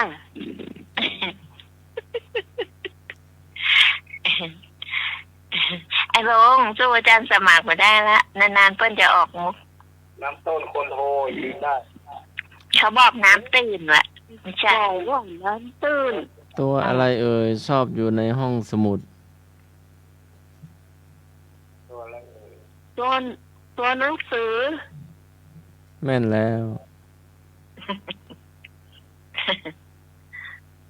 ลูกเล่นบาสอยู่แล้วแม่ไปตามทำไมลูกถึงปาบอลใส่แม่วะ เดี๋ยว ไอ้อย่างก็ว่าใหม่เหรอ ลูกเล่นบาสอยู่แล้ว แม่ไปตามทำไม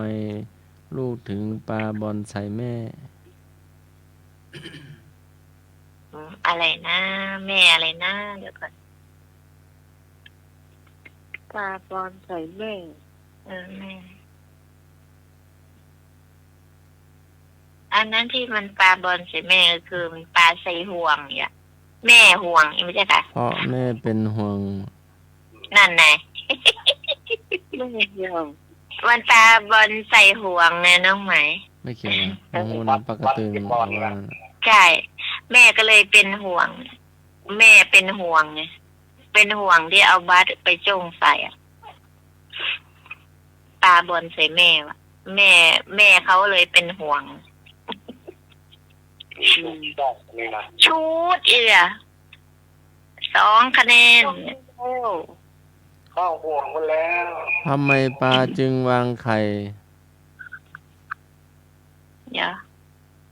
ทำไมปลาจะวางไข่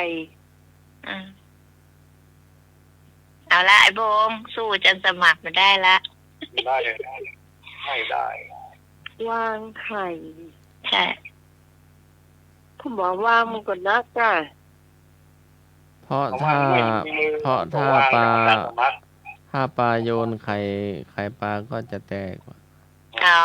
ปลาเลยวางไข่มันลึกซึ้ง ว่า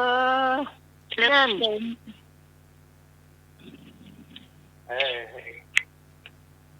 ขาอย่างอ้อ ปลา อยู่ อย่าง ใน อ้อ ปาก ไปน้ำขุนอ่ะ ปลาจางจะไม่ตะกี้เลยจ้ะ ไม่ใช่อันไอ้พงปลาอย่างอ้อไปน้ำขุน ปลาลูกหิน ไม่ใช่ เอาปลาลงไปน้ำมันจะขุ่นอ่ะ ไม่ใช่ มันเป็นอันยัง อาจารย์สมัครอ่ะต่อให้อาจารย์สมัครเลยเพราะอาจารย์สมัครปลาวางไข่มาหรอ ถามว่าอะไรนะ ปลาอย่างอ้อไปน้ำขุนค่ะ พี่คะ อาจารย์สมัครอะไร ห่างไอ้นั่นหน่อยเพราะว่าหายใจไปท้องซับ ว่าไปไว้จัดไก่อย่างว่าลมพัดลมนะ ใช่ของพี่กรณ์ พัดลมเป่ามา เปิดพัดลมให้เด็ก ยอมรับดูดีเด็กนี่ ๆยอมหรือยัง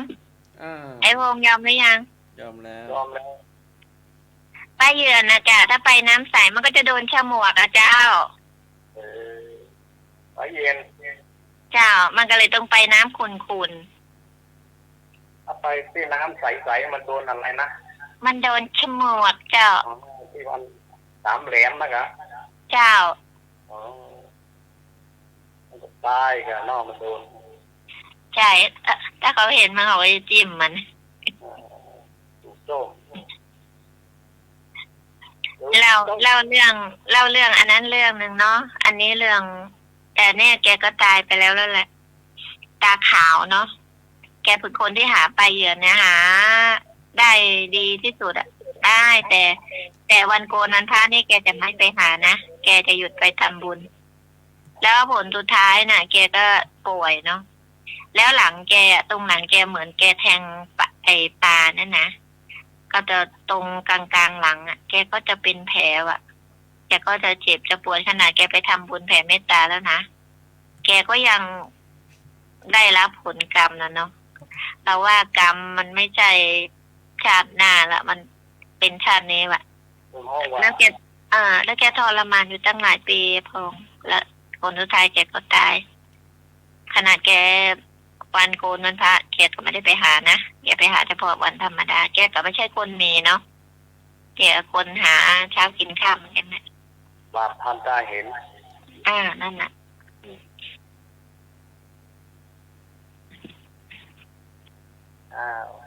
อย่างก็ได้ขายก็มดได้ขายก็มดขายก็เสี่ยงได้ขายก็เสี่ยงอันนั้นน้ำแข็งนั่นแหละน้ำแข็งแต่โดมถูกโดมขายมันละลายหมดแล้วเนาะละลายหมดละวางไว้ในขนาดอยู่ในลังมันยังละลายได้แถมหน่อยนึงอาจารย์สมาจะเที่ยงคืนแล้วฮะจะทำใหญ่ไหนหมูนี่เดี๋ยวนะเรียกแผ่นนาทีละค่ะให้อย่างแหมข้อใจจะไม่ดีใจวิดีโอก็เนื้อก็ตัวละนอนทีละครั้งเป็นลำบากแล้วไงเดี๋ยวได้เวลาบินทบาทละเอาอย่างเลยค่ะอย่างค่ะเจ้าถ้าวันนี้เป็นวันจันทร์วันอังคารเป็นวันอะไร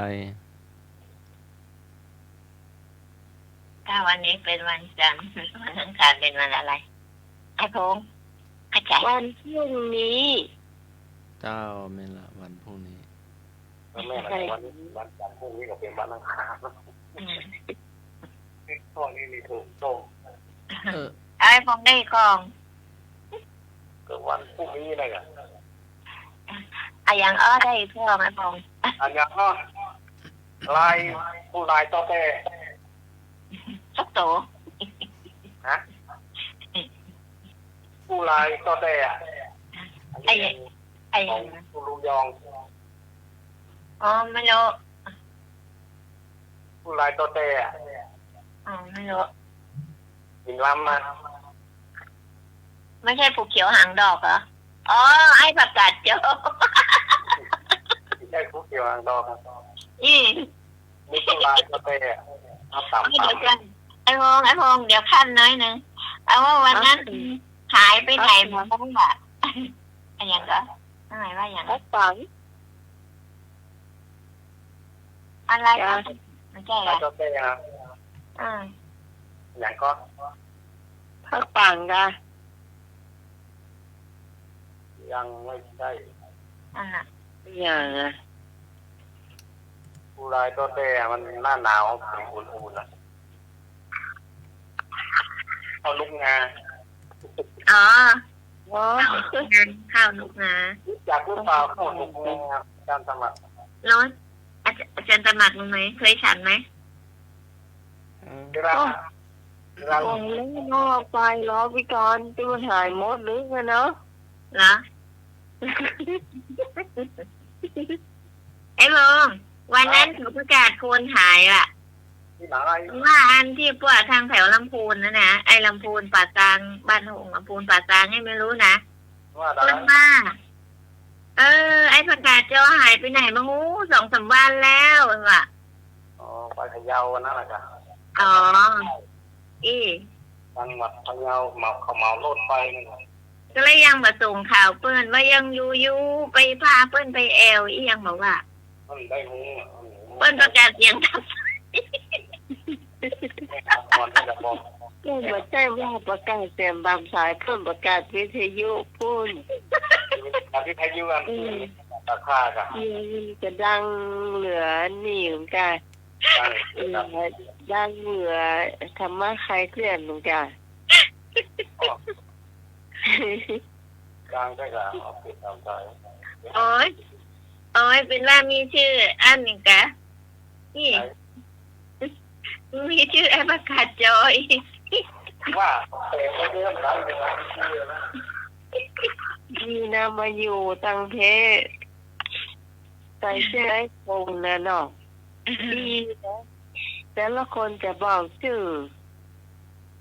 แต่ว่าถ้าไปตังอื่นนี่เขามักจะมาใส่ชื่อจะแซ่ แต่พี่กรณ์ชื่อแต่นะเหยผม มองกระมวลเขยกลางเหมือนกัน จ้าก็บอกเป็นเขยคนเล็กคนใหญ่ไหนวะมันเป็นเขยคนกลางวิ กลางเจ้า แต่ก่อนนี้อัน ไปทำบัตรประชาชนนะเขาถามว่าปีเคยคนใหญ่ก็มาเป็นกะเคยคนเล็กก็มาเป็นกะได้เป็นไหน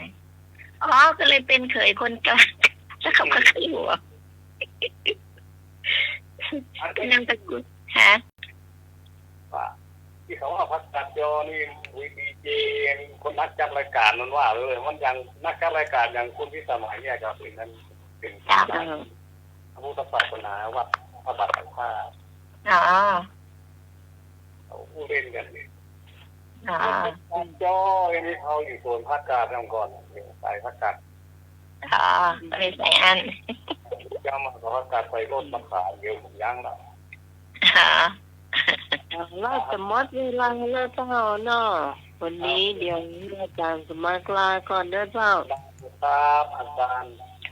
เดี๋ยวก่อนไอ้พวกอย่าเพิ่งตายอาจารย์สมัครลาก่อนจ้ะ ครับ อาจารย์สมัครเจ้า ลาไปแล้วกัน พิธบัตรมาแล้วกะ